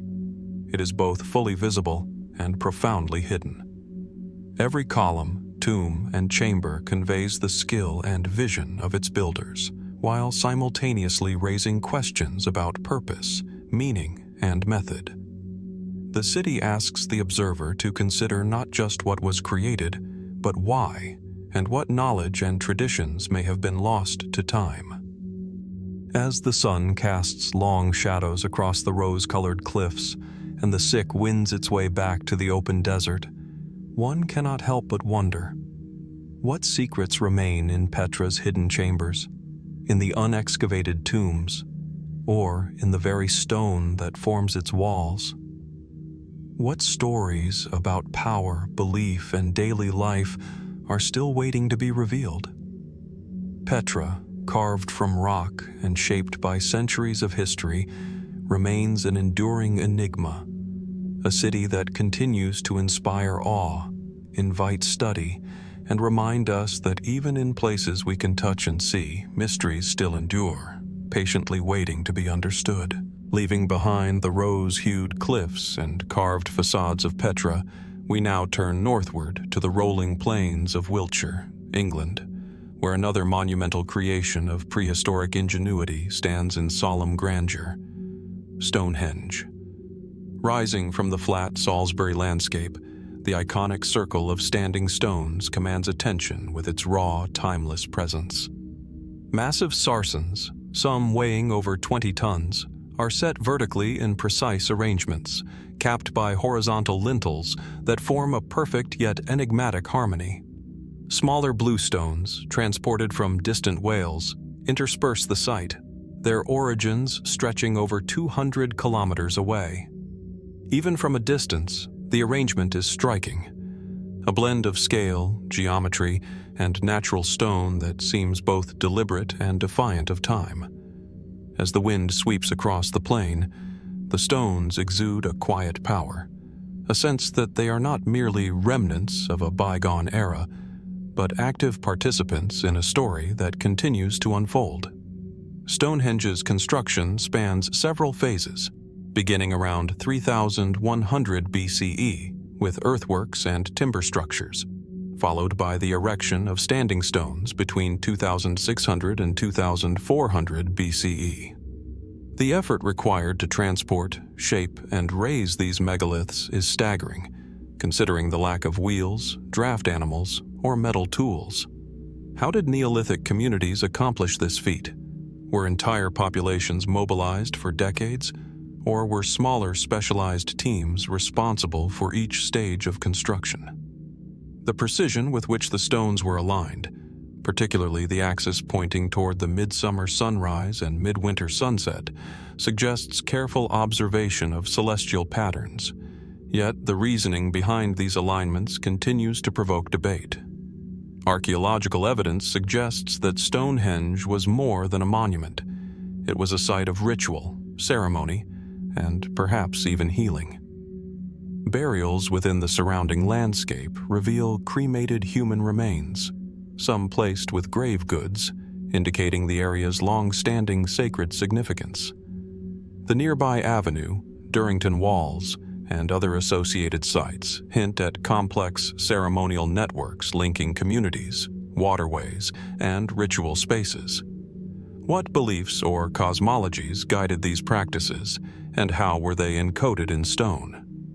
The transportation of the bluestones adds an additional layer of mystery. Moved from the Preseli Hills in Wales, hundreds of kilometers away, these smaller stones required extraordinary effort to quarry, transport, and position. Some researchers hypothesize that waterways were used for part of the journey, while others suggest overland dragging on sledges. Beyond the logistical challenge lies the question of intent. Why select stones from such a distant source? Was it their physical properties, symbolic resonance, or spiritual significance that warranted the extraordinary undertaking? Stonehenge's design and purpose remain subjects of ongoing speculation. Mainstream archaeology interprets it as a ceremonial site, a solar observatory, or a locus for ancestor worship. Yet the absence of written records leaves ample room for unanswered questions. Why construct such monumental features in an open landscape? How were social hierarchies organized to facilitate this enormous collaborative effort? And what additional meanings might have been encoded in the now lost wooden structures, earthworks, or perishable materials that once complemented the stones? Speculative theories have long flourished, fueled by the site's aura and enigmatic precision. Some propose that Stonehenge served as a center for astronomical calculation or a calendar marking solstices and lunar cycles.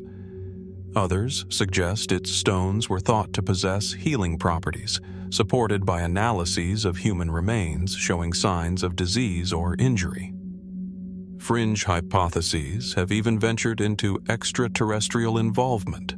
the stones as energy conductors, or as the remnants of lost prehistoric knowledge. While these interpretations cannot be verified, they illustrate the enduring fascination with Stonehenge and the human desire to understand what lies beyond the visible. The craftsmanship of the stones themselves continues to intrigue. Not only were they transported over vast distances, but they were shaped, dressed, and precisely positioned to create both visual symmetry and structural stability. Horizontal lintels fit atop vertical sarsens with mortise and tenon joints, a technique that demonstrates remarkable ingenuity. How did Neolithic builders conceive of such solutions? And what social, ritual, or symbolic pressures motivated them to innovate on such a scale? Even the surrounding landscape hints at a broader vision. The alignment with other megalithic structures, barrows, and avenues suggests Stonehenge was part of a larger ceremonial and cultural network, one that integrated the movement of the sun, the cycles of the moon, and the living and the dead into a single, coherent ritual landscape.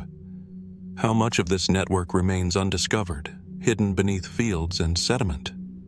And what additional insights might future excavation or analysis reveal about the society that created this enduring enigma? Standing within the circle, one feels a palpable sense of continuity with the past. The stones are silent yet eloquent, carrying stories of human ingenuity, belief, and perseverance across 5 millennia. They challenge assumptions about prehistoric societies, showing that our ancestors were capable not only of remarkable engineering, but of conceptual sophistication, astronomical observation, and symbolic expression. Stonehenge endures as a monument to both what is known and what remains unknowable. Each stone, each alignment, each surrounding mound offers clues to human purpose, yet resists full explanation. As we gaze across the Salisbury Plain, bathed in the light of sunrise or sunset, one question persists. What truths did the builders intend to convey, and what secrets still lie hidden, waiting patiently for those willing to study, ponder, and imagine? Stonehenge reminds us that even in a world increasingly mapped and measured, some mysteries endure, their power lying as much in the questions they provoke as in the stones themselves. Leaving behind the windswept plains of Wiltshire and the silent, enduring stones of Stonehenge, our journey now carries us across the Atlantic to the tropical lowlands of southern Mexico, where a different kind of monumental expression of human artistry and power emerges: the colossal heads of the Olmec civilization. Scattered across the ancient sites of San Lorenzo, La Venta, Tres Zapotes, and other Olmec centers, these monolithic sculptures stand as both guardians and enigmas. Carved from massive basalt boulders, some weighing over 20 tons, each head is uniquely detailed, depicting broad faces, full lips, prominent noses, and helmet-like headgear. The sheer scale of these sculptures, some standing over 3 meters tall, is immediately striking. Yet it is the meticulous craftsmanship and individualized character of each figure that arrests the imagination. They are not generic monuments. Each face conveys presence, personality, and perhaps authority, frozen in stone across centuries. Dating from roughly 1400 to 400 BCE, the Olmec civilization is often regarded as Mesoamerica's mother culture, laying the foundations for later civilizations such as the Maya and the Aztec. Yet despite extensive archaeological study, much about the Olmecs remains mysterious. Who were these individuals immortalized in basalt? Were they rulers, priests, warriors, or symbolic representations of deities? The lack of written records leaves these questions tantalizingly open. Unlike civilizations with textual chronicles, the Olmec communicated through sculpture, ritual objects, and urban planning, leaving clues that demand careful interpretation but resist definitive answers. Transporting the stones adds another layer to the mystery. Many of the basalt boulders used for the heads originated tens of kilometers away, from the Tuxtla Mountains, requiring immense labor and ingenuity to move over rivers, uneven terrain, and dense jungle. How did the Olmec manage such feats without wheeled vehicles or draft animals? Were rafts and log rollers employed, or did a combination of ingenuity and sheer manpower suffice? And why select stones of such weight and size when smaller, more manageable materials were available? The effort alone implies a purpose of extraordinary cultural or spiritual significance. The heads themselves reveal deliberate stylistic choices. The faces, each distinct, suggest an emphasis on individuality and recognition, perhaps commemorating rulers or ancestors. The helmet-like headgear may indicate status, participation in ritual activities, or even protection, but the precise meaning remains speculative. Are we seeing depictions of historical figures, mythological entities, or archetypal symbols? The ambiguity invites reflection on how the Olmec perceived identity, authority, and memory. Excavations at Olmec sites have revealed additional monumental sculptures, altars, and ceremonial platforms, often arranged with remarkable symmetry and consideration of natural features. These findings suggest that the colossal heads were not isolated artworks, but integral elements of urban and ritual landscapes. They may have marked sacred spaces, projected authority across plazas, or participated in ceremonies linking the living, the dead, and the divine. Yet without contemporaneous records, the interplay of form, function, and symbolism remains elusive. Speculative interpretations abound. Some researchers propose that the heads encode cosmological or genealogical knowledge, immortalizing lineages and connecting rulers with divine or celestial forces. Others suggest the Olmec may have used the heads as instruments of social cohesion, visually asserting leadership and reinforcing cultural identity across dispersed communities. Fringe theories occasionally venture further, proposing lost technologies, astronomical significance, or even connections to transoceanic contact. While these ideas are largely conjectural, they underscore the enduring fascination with the Olmec and their colossal creations. The technical mastery of the sculptures continues to impress. Each head was carved with astonishing precision using stone tools, abrasive sand, and ingenuity, transforming rough basalt into lifelike features.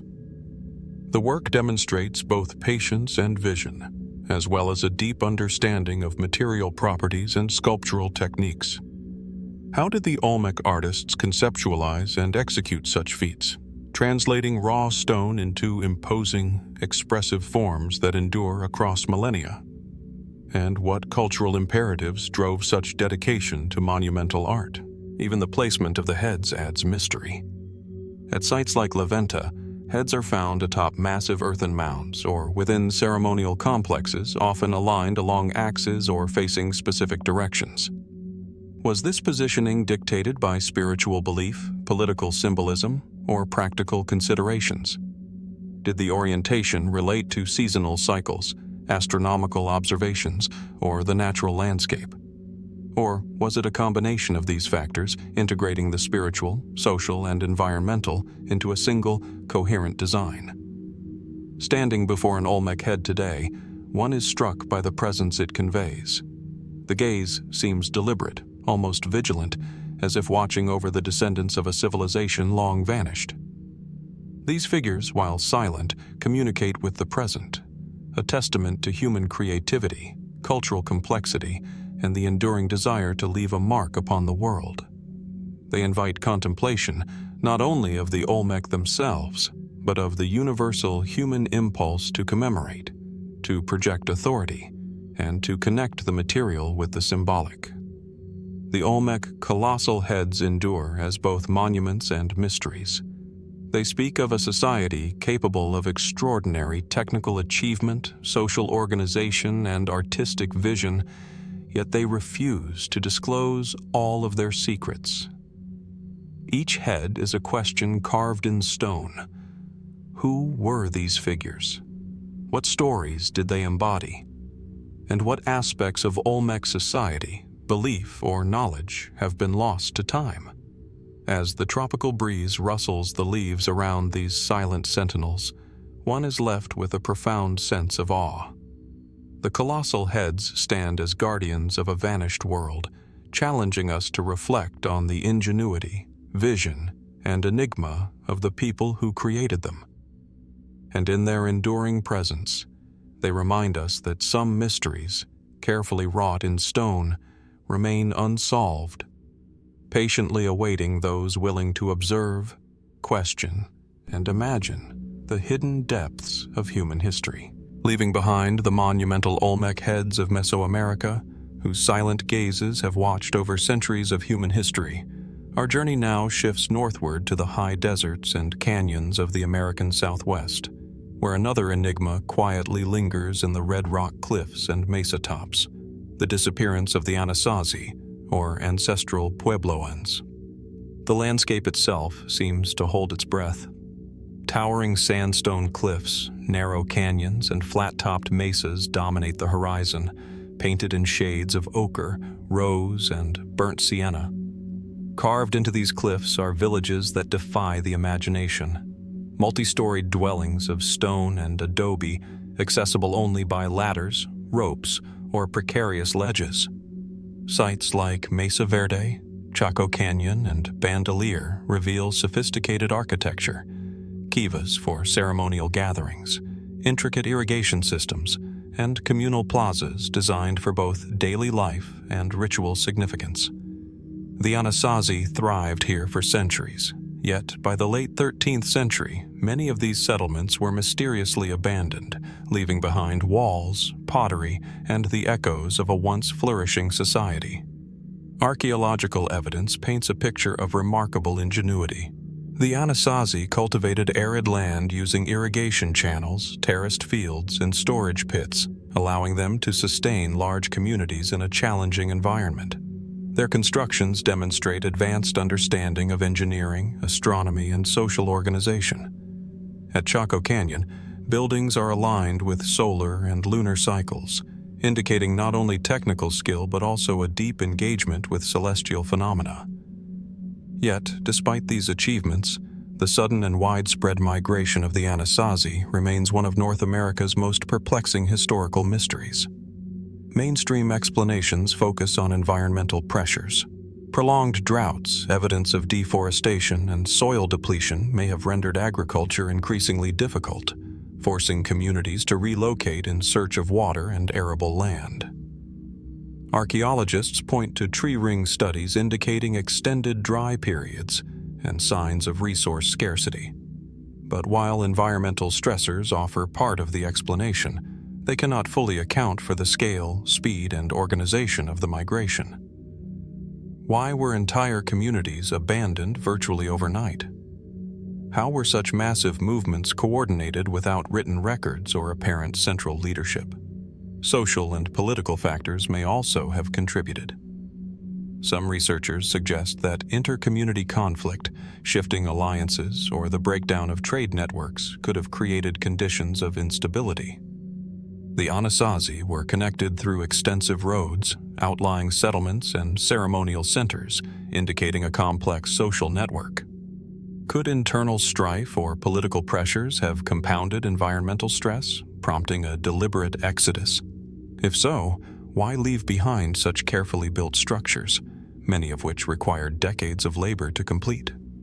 The archaeological record also hints at a spiritual or ritual dimension to the disappearance. Kivas, petroglyphs, and ceremonial artifacts suggest that religion and cosmology were integral to daily life and governance. Were the migrations influenced by prophetic visions, spiritual imperatives, or sacred cycles now lost to us? Did the Anasazi believe that leaving their ancestral lands was necessary to preserve harmony with the forces they revered? Such questions remain speculative, but they underscore the complexity of a society whose decisions were guided not only by survival, but also by belief and tradition. Some fringe interpretations have drawn further intrigue. Occasional theories propose that the Anasazi possessed knowledge or experiences that remain unexplained today, citing mysterious symbols, advanced architectural techniques, and precise astronomical alignments. Others suggest sudden migrations may have been precipitated by cataclysmic events, earthquakes, floods, or even external threats, though physical evidence remains limited.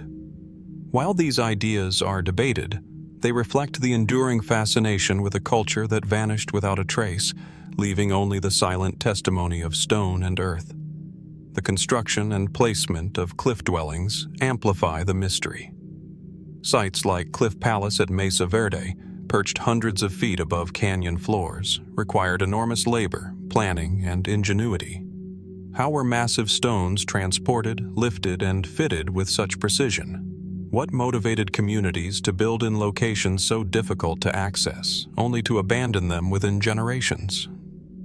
The juxtaposition of monumental effort and abrupt departure invites reflection on human resilience, adaptability, and the forces that can render even the most sophisticated societies impermanent. Today, the remnants of Anasazi life offer both clarity and ambiguity. Pottery, tools, and remnants of daily life reveal skills, artistry, and trade, yet their absence in later centuries speaks to broader mysteries. Where did the people go? Oral traditions of descendant communities, such as the Hopi and Zuni, suggest migrations to new lands where cultural continuity persisted, but the details remain elusive. The disappearance leaves behind a paradox: tangible evidence of remarkable achievement alongside the absence of explanation for why those achievements were abandoned. Walking through these cliffside ruins, one senses the echoes of a vanished civilization. The structures, though silent, speak of a people attuned to their environment, skilled in agriculture, architecture, and astronomy, yet vulnerable to forces beyond their control. They challenge us to consider the interplay of environment, society, and belief, and the ways in which human communities respond to crisis. The mystery of the Anasazi Disappearance endures because it intertwines multiple dimensions: environmental, social, spiritual, and possibly unknown, leaving no single narrative that fully accounts for their exodus. As the wind sweeps across the mesas and the sun casts long shadows over abandoned terraces, one cannot help but ask, what compelled these remarkable people to leave their homes, their ceremonial spaces, and the fruits of generations of labor? And what traces of their wisdom, beliefs, and experiences remain hidden in the landscape, waiting for those who seek to understand the profound complexity of human history? In the quiet of the canyons, amidst the ruins of stone and earth, the Anasazi continue to speak through absence as much as presence, reminding us that even in the face of disappearance, human ingenuity, culture, and mystery endure, inviting reflection, study, and wonder.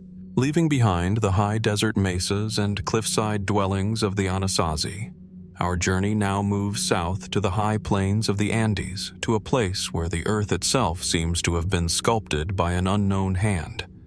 The ruins of Pumapunku, near the modern city of Tiwanaku in Bolivia. The site unfolds across a broad plateau, framed by distant mountains and the vast expanse of the Altiplano.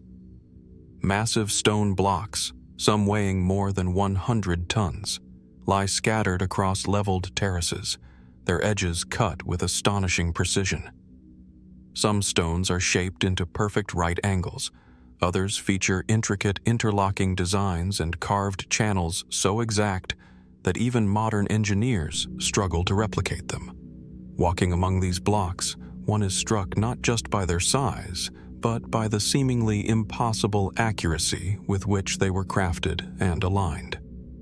Each piece appears purposefully designed to fit into a larger architectural puzzle, yet much of that puzzle remains missing, leaving only fragments to hint at the original grandeur. Pumapunku dates back at least to 500 CE, forming part of the larger Tiwanaku complex, which flourished as a major cultural and religious center in the Andean highlands. The ruins demonstrate sophisticated knowledge of stonework and urban planning. Precisely leveled platforms, extensive terraces, and carefully aligned blocks suggest both technical expertise and deep understanding of geometry and construction. Yet, the scale of labor required to quarry, transport, and assemble stones of such size and precision raises profound questions. How did the Tiwanaku people move multi-ton stones across uneven terrain at high altitudes without the wheel or draft animals? What tools and techniques enabled cuts so clean and angles so exact? The construction methods themselves remain a matter of debate. Mainstream archaeology proposes that copper chisels, stone hammers, and abrasive techniques allowed the Tiwanaku to shape and manipulate the massive blocks. But many researchers are astonished by the level of precision. Interlocking joints, perfectly flat surfaces, and complex geometric shapes suggest a knowledge of engineering that appears ahead of its time. Could there have been techniques now lost to history? Methods that allowed these people to achieve feats modern machinery finds challenging? Beyond the technical mastery, Pumapunku invites speculation through its design and apparent purpose. The layout suggests ceremonial and administrative functions, possibly as a sacred precinct or center of political power. The alignment of certain platforms with solar phenomena hints at cosmological considerations, echoing patterns seen in other ancient Andean sites.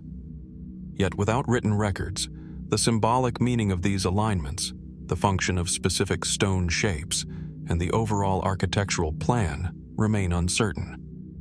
Were the stones designed purely for ritual and symbolism, or did they serve practical functions now obscured by time? Speculative theories have further fueled the mystery. Some suggest that the precision and scale of Pumapunku indicate knowledge of advanced engineering or even lost technologies, raising questions about the extent of Andean technological sophistication. Others have proposed astronomical or mathematical symbolism encoded in the stonework, or even connections to ideas of energy and sacred geometry. While these interpretations cannot be confirmed, they reflect the profound fascination the site has inspired and the sense that Pumapunku may hold knowledge about human ingenuity that we are only beginning to glimpse. The scattered stones themselves contribute to the enigma. Many blocks are now dislodged or toppled, leading some to wonder whether the site suffered catastrophic events, such as earthquakes or structural collapses, that interrupted construction or led to abandonment. The sheer magnitude of some stones, lying far from their intended positions, raises questions about the original design. How were these massive pieces moved and positioned with such precision?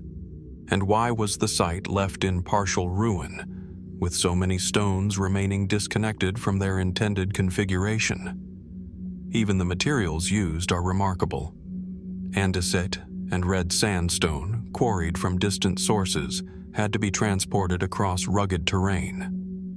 The effort involved in moving stones weighing dozens of tons, lifting them into place and fitting them together with geometric precision, suggests a level of organization, coordination, and expertise that is extraordinary for the period. It speaks to a culture capable of both monumental planning and meticulous execution, yet one that left behind no explanatory texts or guides. Walking among the ruins, one senses both awe and humility. The stones of Pumapunku communicate silently across centuries, revealing a culture of vision, skill, and ambition, yet simultaneously withholding their full story. Each carved block, each interlocking joint, challenges our understanding of what ancient civilizations could achieve, and invites reflection on the ingenuity, effort, and purpose behind them. The mystery of Pumapunku endures because it lies at the intersection of human achievement and historical uncertainty. Was this a ceremonial complex, an administrative center, or a combination of both? Did the builders possess knowledge that has since been lost? What motivated such extraordinary labor in a harsh, high-altitude environment? And how much more of the original complex lies hidden beneath the modern surface, waiting to be rediscovered? As the Andean wind sweeps across the plateau, Stirring dust around the colossal stones, one cannot help but feel a profound connection to the past. Pumapunku, in its fractured yet meticulously crafted state, stands as a monument to human curiosity, skill, and ambition. And in its enduring silence, it continues to challenge us, reminding us that some mysteries of the ancient world are not merely historical puzzles, but invitations to observe, to question, and to imagine what might still lie hidden beneath the stones of time. Leaving behind the towering stones and intricate precision of Pumapunku, we now journey to the arid deserts of Egypt, where beneath the carved ceilings of the Hathor Temple at Dendera, a peculiar and provocative image has captivated researchers and enthusiasts alike for over a century.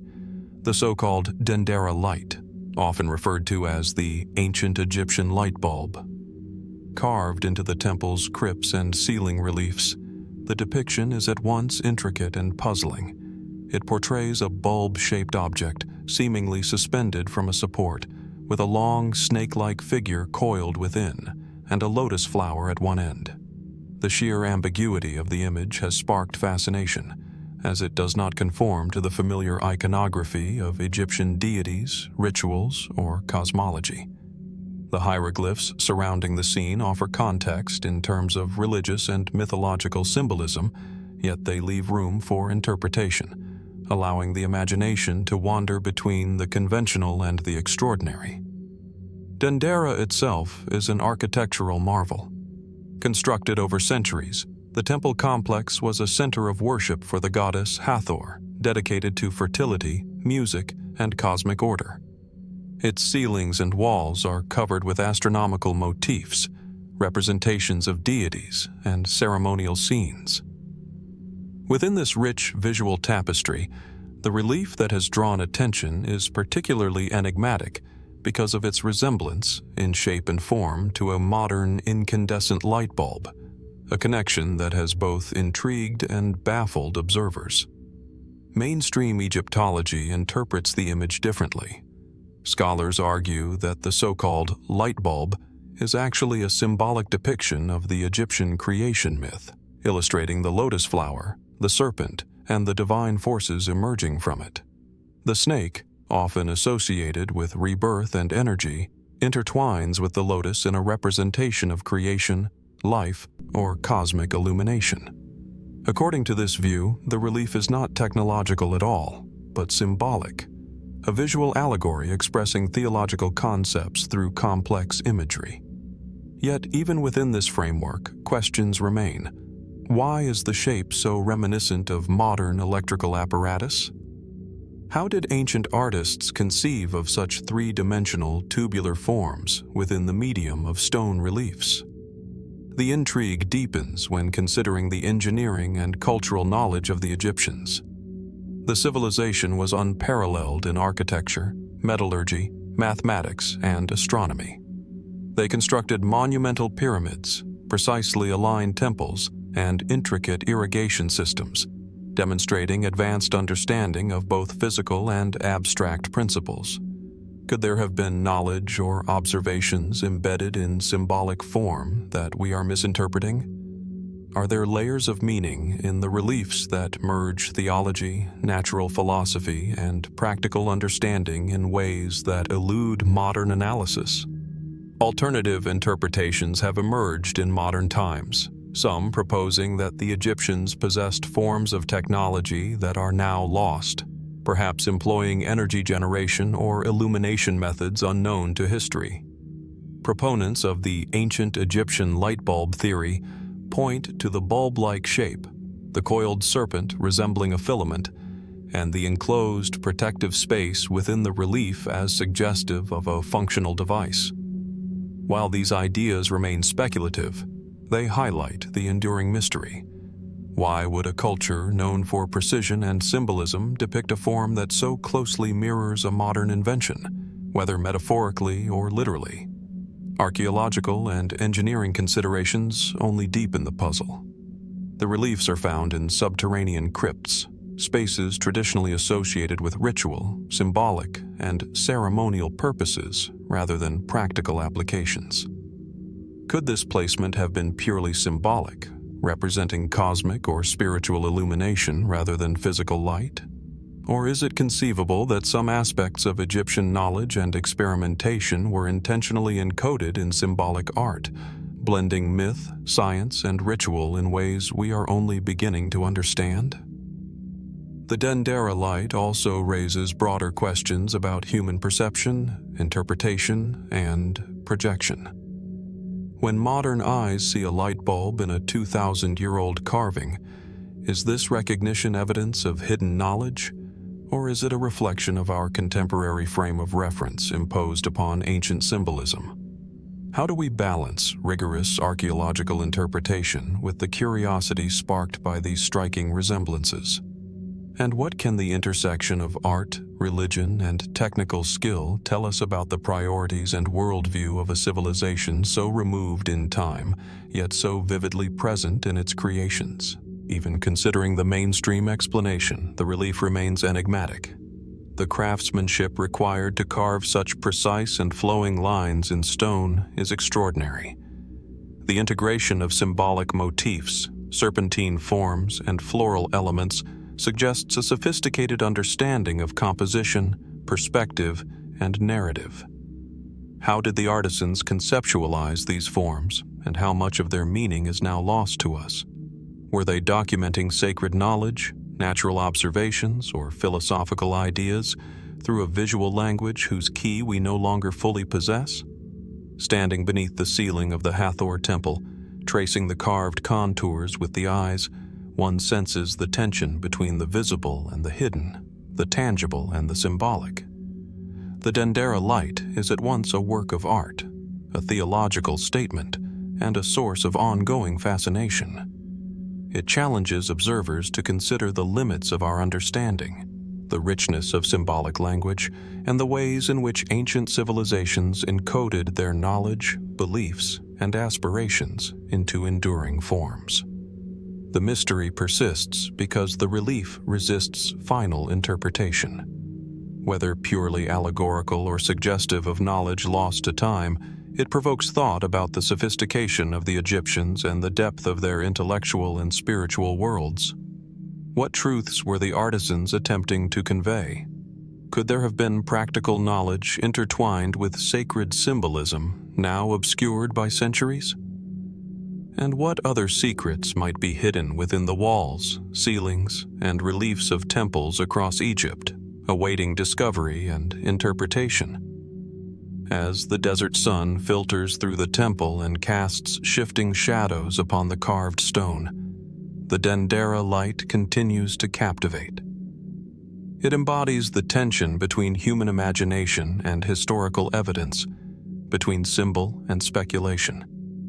In its silent, carved glow, it invites us to reflect, to question, and to wonder at the ingenuity, artistry, and mystery of a civilization whose light, whether metaphorical, symbolic, or otherwise, continues to illuminate our curiosity millennia later. Leaving behind the carved and symbolic ceilings of Dendera, we now travel westward along the arid coast of Peru, where the vast plains of the Nazca Desert conceal one of humanity's most enigmatic and visually striking achievements, the Nazca Lines. Stretching across nearly 500 square kilometers, these geoglyphs are only fully appreciable from the air, revealing hundreds of geometric patterns, spirals, trapezoids, and hundreds of figures depicting animals, plants, and imaginary beings. From the ground, the desert appears almost ordinary, with its ochre sands, sparse vegetation, and distant hills. Yet when viewed from above, a complex tapestry emerges, astonishing in its scale, precision, and variety. A hummingbird, a monkey, a spider, or a condor, each figure measures tens, sometimes hundreds of meters across, executed with lines carved deep into the earth, stripping away the oxidized surface layer to reveal lighter soil beneath. The geoglyphs were created by the Nazca culture between 500 BCE and 500 CE, in one of the driest regions on Earth. Their construction demonstrates not only careful planning and measurement, but also an extraordinary understanding of scale and proportion. Archaeologists have found evidence suggesting that wooden stakes, ropes, and grids may have been used to guide the creation of straight lines and complex shapes. Yet, despite these techniques, the sheer ambition and precision remain astounding. How did the Nazca accurately translate small-scale designs into enormous forms, visible only from great heights? Did they anticipate that these lines would eventually be viewed from the air? Or were they intended for gods or spirits watching from above? Mainstream interpretations suggest a ritual or religious function, often linked to water, fertility, or celestial phenomena. Some researchers propose that the lines acted as pathways or ceremonial avenues, guiding priests or participants in ritual processions. Others see astronomical alignments, with certain trapezoids and lines pointing to solstices or specific star risings. Yet, these explanations, while compelling, cannot fully account for the diversity of the designs, their precision, or their sheer scale. Why depict creatures and shapes that can only be appreciated from above when flight was unknown? What purpose did this immense, labor-intensive work serve in the social and spiritual life of the Nazca people? Speculative interpretations have flourished over the years. Some propose that the lines are messages to the gods, drawn to be seen from the sky by celestial beings. Others, inspired by the modern era of aviation and extraterrestrial fascination, suggest that they might have been landing strips or symbols intended for visitors from above, ideas that are controversial yet captivating in their imaginative breadth. Could the Nazca have possessed knowledge of celestial patterns or perspectives that have been lost to history? Or do these theories reflect the human tendency to project contemporary concepts onto the past, seeing intentions and technologies that may never have existed? The method and precision of the lines remain a puzzle. Many are perfectly straight for kilometers, some intersecting, some running alongside others without apparent disturbance. Geometric shapes and biomorphic figures share the same meticulous execution, suggesting advanced planning and coordination among the builders. Could a complex social organization have overseen this work, combining knowledge of engineering, astronomy, and ritual? What tools or techniques enabled the Nazca to maintain scale, proportion, and clarity across such immense areas in harsh desert conditions? The desert environment itself adds both clarity and mystery. The extreme aridity of the region has preserved the lines for over a millennium, but it also raises questions about sustainability. How did the Nazca manage large-scale projects in a landscape with scarce water, food, and resources? Were the geoglyphs integrated into a broader cultural understanding of landscape, ecology, and spirituality, creating meaning beyond what is immediately visible? Even the choice of imagery invites speculation. Many animals and symbols do not correspond to domesticated species or everyday experiences, suggesting symbolic or mythological significance. Did these figures represent spiritual guides, clan symbols, or natural forces? Why were some shapes repeated while others are unique?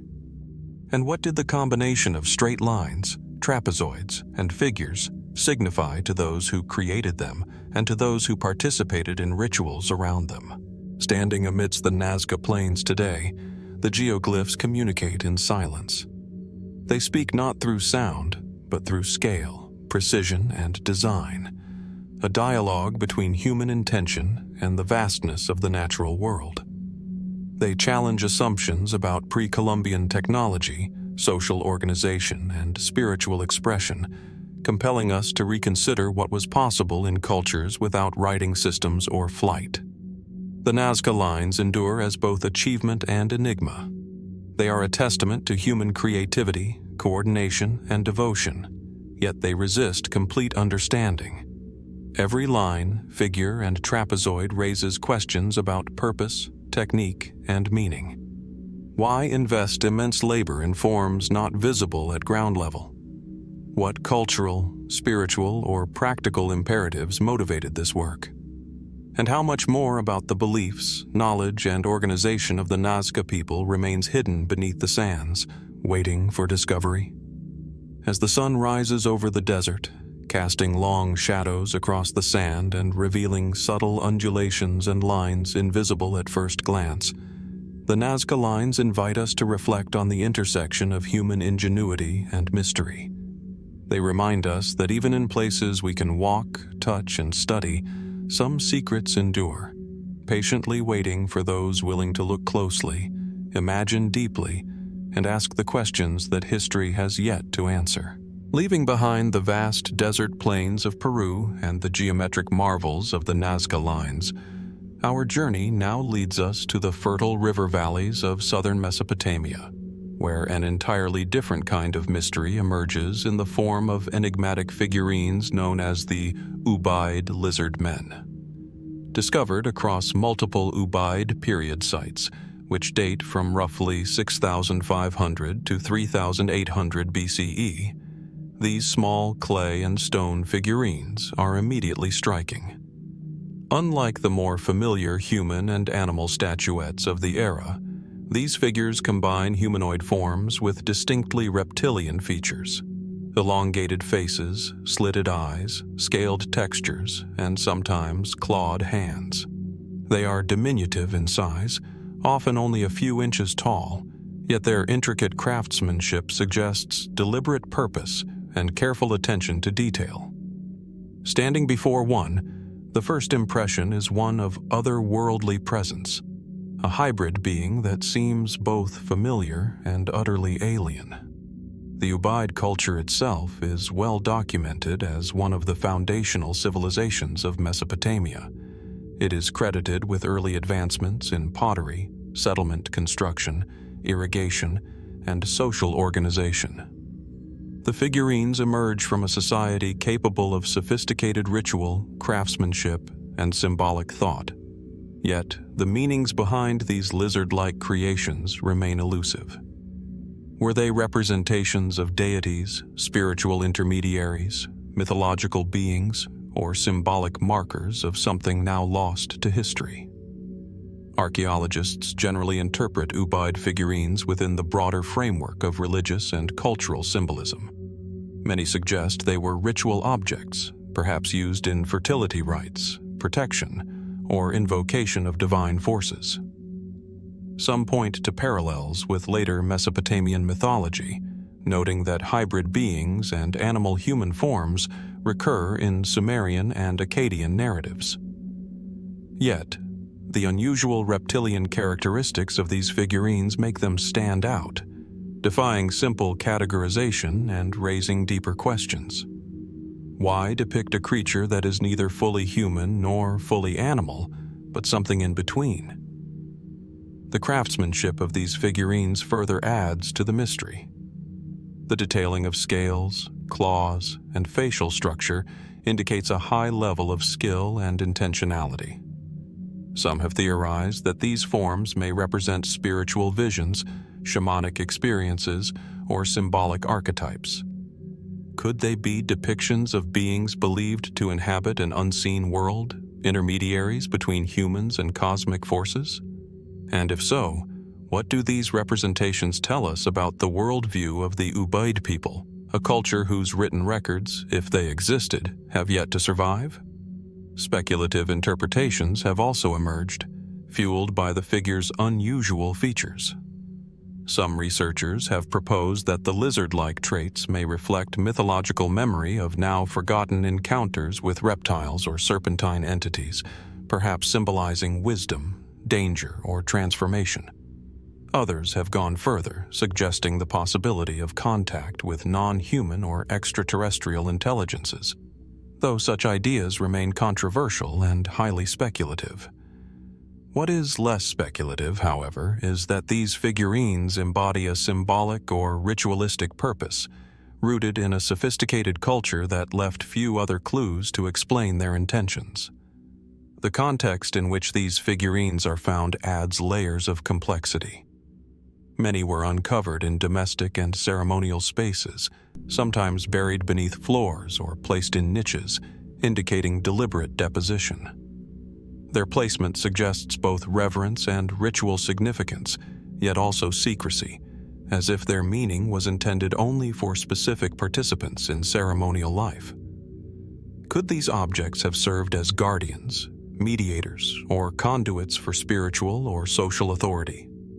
And what role did such figurines play in daily life versus ritual practice? The lizardmen figurines challenge modern observers because they inhabit the intersection of familiar and alien. While the human aspects hint at connection and representation, the reptilian features evoke otherness, prompting reflection on how ancient cultures visualized the boundaries between humanity, nature, and the divine. Are these depictions symbolic of transformation, power, or liminality? Do they encode knowledge of natural cycles, human-animal relationships, or spiritual hierarchies?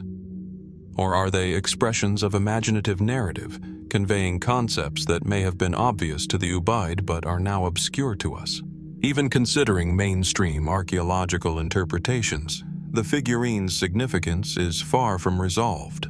Their scarcity, diversity, and careful placement hint at specialized roles in Ubaid society, yet the details of those roles remain hidden. What ceremonies were these objects involved in? How did they influence the lives, beliefs, or governance of the people who created them? And why do similar hybrid forms reappear across later Mesopotamian cultures, suggesting continuity of symbolism over millennia? Standing today before these small yet evocative objects, one is confronted with the paradox of scale and significance. They are modest in size, yet immense in the questions they pose. Their silent gaze invites reflection on a culture that existed over 6,000 years ago, a society capable of artistry, ritual, and abstract thought, yet which left behind no written key to fully interpret these creations. The lizardmen figurines remind us that ancient peoples often expressed complex ideas through forms and symbols that resist modern understanding. The mystery of the Ubaid lizardmen endures precisely because they straddle clarity and ambiguity, the tangible and the symbolic. Each figurine embodies the skill, vision, and imagination of a culture now long gone, yet offers only tantalizing hints of its beliefs, fears, and aspirations. What inspired the creation of these hybrid beings? What stories, knowledge, or spiritual experiences were they meant to convey?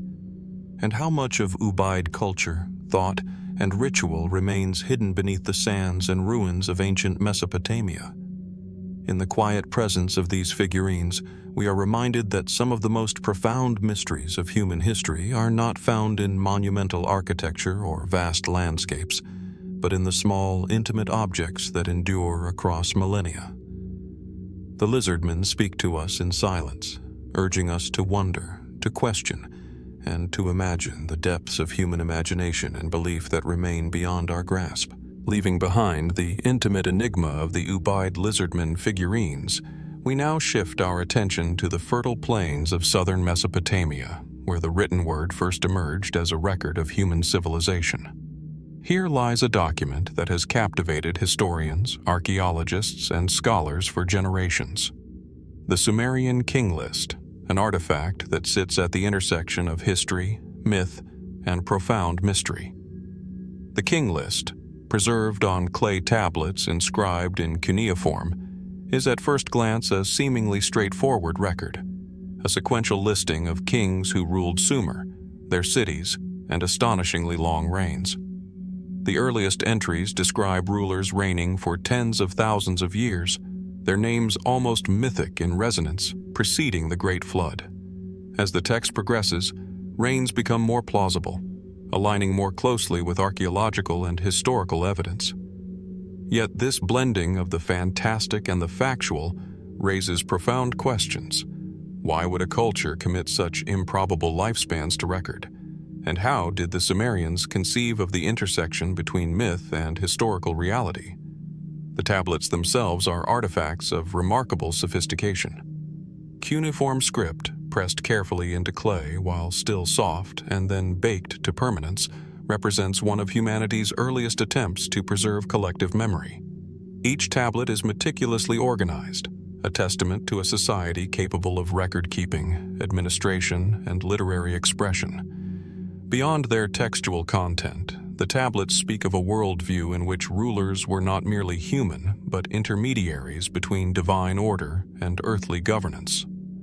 Could the extraordinary reigns reflect a theological statement as much as a historical record, an effort to situate kings within the cosmic order?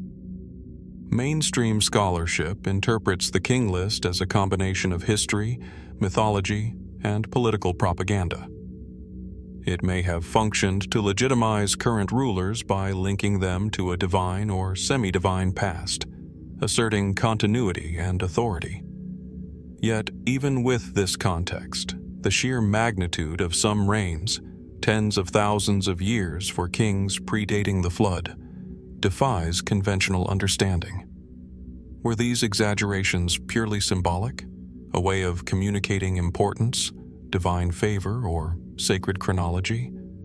Or might they hint at knowledge or beliefs about time, cycles, and history that we no longer fully grasp?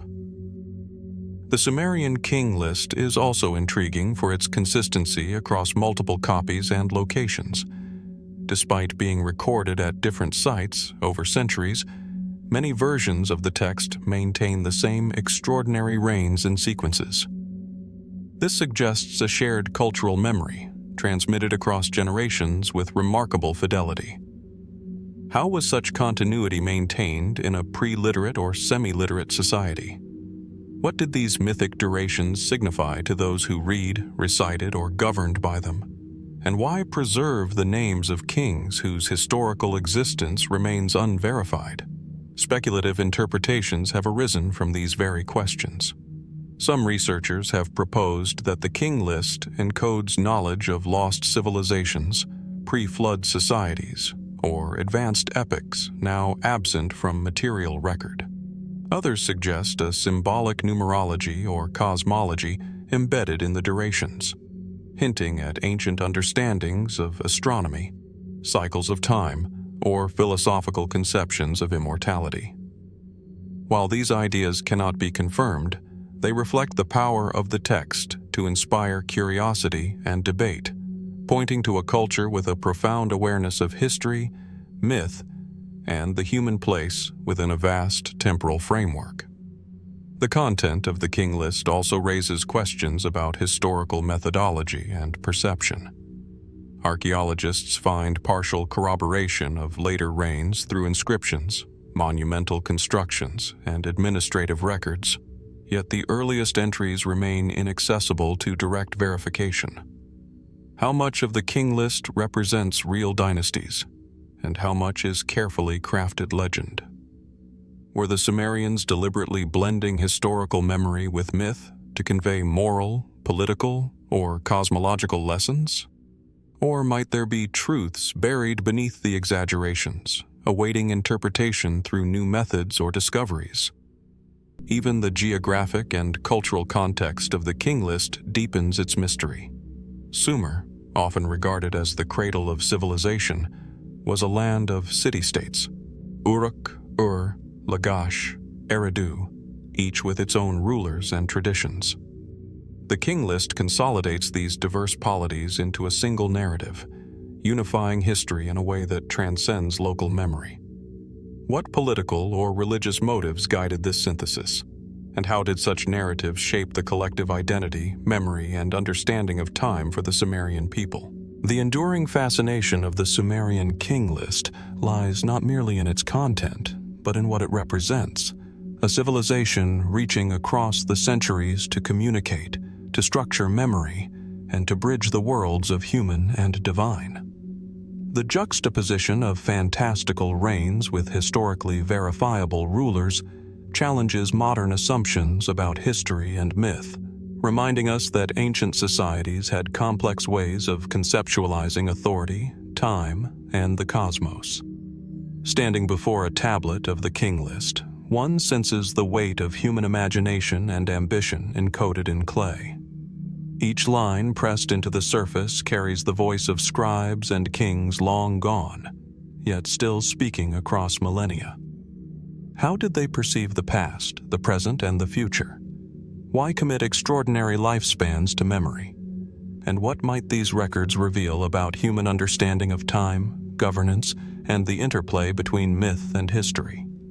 The mystery endures because the king list defies full comprehension. It is a document at once mundane and extraordinary, administrative and mythic, historical and allegorical. It challenges us to reconsider the nature of historical memory, the blending of fact and narrative, and the ways ancient civilizations sought to make sense of their world. As we trace the lines of cuneiform across the clay, the Sumerian king list reminds us that some of history's most compelling puzzles lie not in what we can verify, but in the questions that remain, inviting reflection, wonder, and the ongoing pursuit of understanding. Leaving behind the fertile plains of Mesopotamia and the mythic chronicles of the Sumerian king list, our journey now turns northward to the misty landscapes of Scotland, where the earth itself bears silent testimony to human creativity and mystery. Here, near the banks of the River Clyde, lies a remarkable and enigmatic artifact, the Kokno petroglyphs.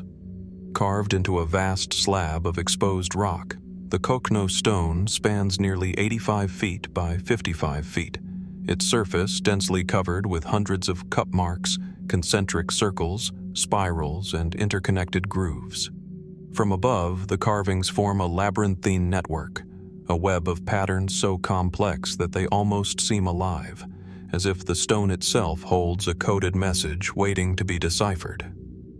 Walking across the stone, tracing the shallow indentations with the hand, one is struck by the precision of the circles and spirals, some perfectly proportioned, others flowing organically, suggesting both deliberate planning and intuitive artistry.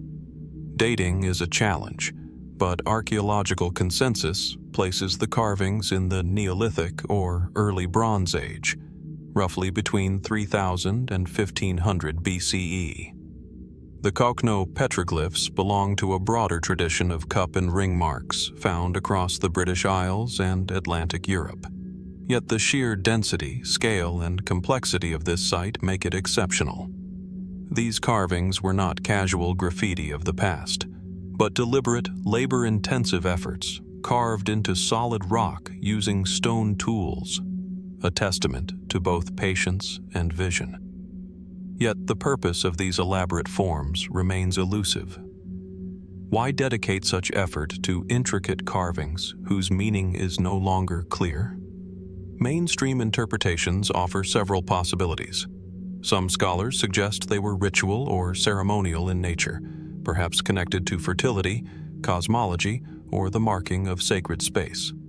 Others argue they may have served as territorial markers, astronomical charts, or mnemonic devices for oral traditions. Yet none of these explanations fully capture the intricacy or the apparent intentionality of the designs. Could the carvings have encoded knowledge about the movement of celestial bodies, seasonal cycles, or natural phenomena? Or were they primarily symbolic, representing cosmological ideas, spiritual journeys, or societal hierarchies in ways now lost to time? The Kokno petroglyphs' visual impact is striking. The patterns seem to pulse with rhythm and motion, inviting viewers to trace lines and follow spirals, as though engaging with the carvings were an act of participation, not mere observation. Could these grooves have guided ritual movement, dance, or meditation? Or were they intended as maps of land, sky, or even conceptual landscapes of thought and belief? The lack of written records leaves us to wonder what meaning the original carvers ascribed to these forms, and how their communities interacted with such elaborate, silent works of art. Speculative theories have naturally emerged over the years. Some researchers have proposed that the petroglyphs encode mathematical or astronomical knowledge, perhaps reflecting early counting systems, star charts, or symbolic representations of planetary cycles. Others have suggested connections to ancient energy networks, sacred geometry, or even contact with unknown intelligence, ideas that remain controversial but highlight the enduring fascination of the site. What is beyond dispute, however, is that the Kokno petroglyphs communicate a level of abstract thinking and symbolic sophistication far beyond simple decoration. The physical context of the stone further deepens the mystery. Situated on sloping ground, partially shielded by natural features, it would have required careful planning to select, clear, and prepare the surface for carving. The creators shaped the rock's surface to receive their designs, working with the contours of the land rather than against them, suggesting an intimate understanding of both environment and material. How did they conceptualize such large-scale patterns without aerial perspective? What social structures or rituals enabled coordinated work across such an expansive surface? The carvings themselves are enigmatic in their recurrence of certain motifs: concentric circles, cup marks, radial grooves. These forms appear across Europe, raising questions about cultural transmission and shared symbolic language in prehistoric times. Did these symbols carry universal meaning, understood across distant communities, or did they convey localized esoteric knowledge? How much of their significance is lost to time? And how much can modern interpretation ever hope to recover? Despite the centuries, the Kokno stone continues to challenge and inspire. Its patterns are not static. They invite interaction, observation, and contemplation, bridging the temporal gap between the ancient carvers and the modern observer. Each circle, spiral, and groove is a testament to human ingenuity, curiosity, and the desire to create meaning in the world. Yet the full story, the reason these marks were made, the knowledge they may contain, the rituals they may have guided, remains tantalizingly beyond reach. The mystery of the Kokno petroglyphs endures because the site exists at the intersection of art, ritual, and knowledge, yet refuses definitive explanation. Every interpretation, whether practical, symbolic, or speculative, only deepens the sense of wonder. Who carved these forms, and why? What did they hope to communicate to their contemporaries, or to the distant future? How much of the social, spiritual, or astronomical significance embedded in the stone has vanished with the passage of millennia? Standing today on the weathered surface of the Kokno stone, feeling the grooves beneath the fingertips and tracing the labyrinthine patterns, one senses both the skill of the ancient hands and the silence of lost centuries. The petroglyphs are a reminder that some of the most profound mysteries of human history are written not in words, but in the enduring, enigmatic traces left upon the earth itself. They invite us to pause, reflect, and wonder at what might still lie hidden within the patterns of stone, a dialogue between past and present, waiting for those willing to look, to imagine, and to question. Leaving the open-air mystery of the Kokno petroglyphs behind, our journey now takes us deep into the shadowed recesses of southwestern France, to a site where light, color, and human imagination converge in a time capsule of prehistoric expression: the Lascaux cave paintings. Discovered in 1940 by a group of teenagers, the Lascaux caves reveal walls and ceilings alive with imagery that has captivated scholars and observers for over 8 decades. Step into the main galleries, and one is immediately struck by the scale and vibrancy of the paintings. Large depictions of bulls, horses, stags, and enigmatic human-animal hybrids fill the chambers, their forms rendered with dynamic lines and careful shading, conveying motion and life despite the constraints of primitive tools. The cave walls are not mere canvases. They are immersive environments, their surfaces curved and textured, creating a 3-dimensional theater for the imagination. Flickering light from torches, once the only illumination, would have brought the figures to life, producing shadows and depth that enhanced their dramatic effect.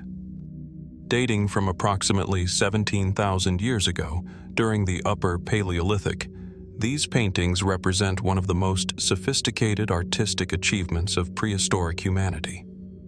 The pigments, derived from ochre, charcoal, and mineral compounds, have endured millennia, a testament to both the careful preparation and the stable environment of the caves. The craftsmanship is meticulous. Contours suggest musculature, movement, and even expressions, reflecting a profound observational skill and an intuitive understanding of animal anatomy. Yet the purpose behind these creations remains shrouded in mystery. Why would hunter-gatherer communities dedicate so much effort to creating large-scale depictions of animals deep within a cave, inaccessible to everyday life? Mainstream archaeological interpretations have proposed several explanations. Some suggest the paintings served ritualistic or spiritual purposes, perhaps as part of hunting magic intended to ensure success in the pursuit of prey. Others see them as early expressions of storytelling or cultural memory, a visual record of significant species, events, or mythic narratives. Yet, none of these interpretations can fully explain the presence of abstract signs, geometric motifs, and enigmatic human-animal hybrids interspersed among the realistic animal depictions. What do these symbols mean? Were they codes, spiritual signatures, or simply artistic experimentation? The Lascaux paintings also raise questions about perception and cognition. The animals are often shown in motion, running, grazing, or rearing, and sometimes layered atop one another, creating visual depth and suggesting narrative or symbolic relationships. Could these visual sequences indicate early attempts at temporal representation, storytelling, or conceptual mapping of the natural and spiritual world? How did Paleolithic artists conceptualize perspective, proportion, and anatomy without formal instruction or reference, yet produce work that continues to astonish modern viewers? Speculative interpretations have long flourished around Lascaux. Some have suggested that the caves may have functioned as observatories of the cosmos, with patterns and alignments corresponding to constellations, seasons, or celestial events. Others propose that shamanic rituals played a role, with altered states of consciousness inspiring both the forms and locations of the paintings. The human-animal hybrids, in particular, evoke questions about symbolic thought. Were these figures representations of mythic beings, spiritual intermediaries, or visions of transformation? And how did the act of painting itself, deep in darkness, amidst echoes and the scent of burning torches, contribute to the experience and meaning of the images? The cave's physical environment adds another layer of intrigue. Lascaux's chambers are narrow, winding, and sometimes claustrophobic, yet the artists filled these spaces with enormous figures that require careful composition to be seen as intended. How did they plan and execute these complex designs without the ability to step back and view their work from a distance? What social or communal structures allowed multiple artists to coordinate and collaborate in such a challenging environment? Even the durability of the paintings provokes questions. For millennia, the stable temperature and humidity of the cave preserved them. Today, efforts to protect the artwork have led to restricted access, yet even the slightest disturbance can alter their condition. Does the fragility of the art echo the fragility of human knowledge? A reminder that much of what we seek to understand about our ancestors exists only in fleeting traces, vulnerable to time and circumstance. Standing before the monumental bulls, the rearing horses, and the intricate geometric motifs, one senses a dialogue across tens of thousands of years. The Lascaux paintings communicate without words, inviting observers to witness the convergence of observation, imagination, and ritual. Each stroke, each curve, is both deliberate and mysterious, suggesting a consciousness deeply engaged with the natural world, the spiritual realm, and the human experience. The mystery of Lascaux endures precisely because it resists definitive explanation. We may understand the materials, the techniques, and the broader cultural context, yet the intentions, beliefs, and meanings encoded in these images remain tantalizingly elusive. Why these animals, in these poses, in these particular chambers?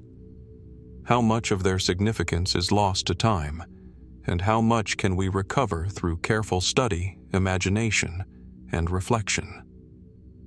As one moves through the shadowed corridors of the cave, tracing lines that have survived millennia, it becomes clear that Lascaux is more than a collection of images.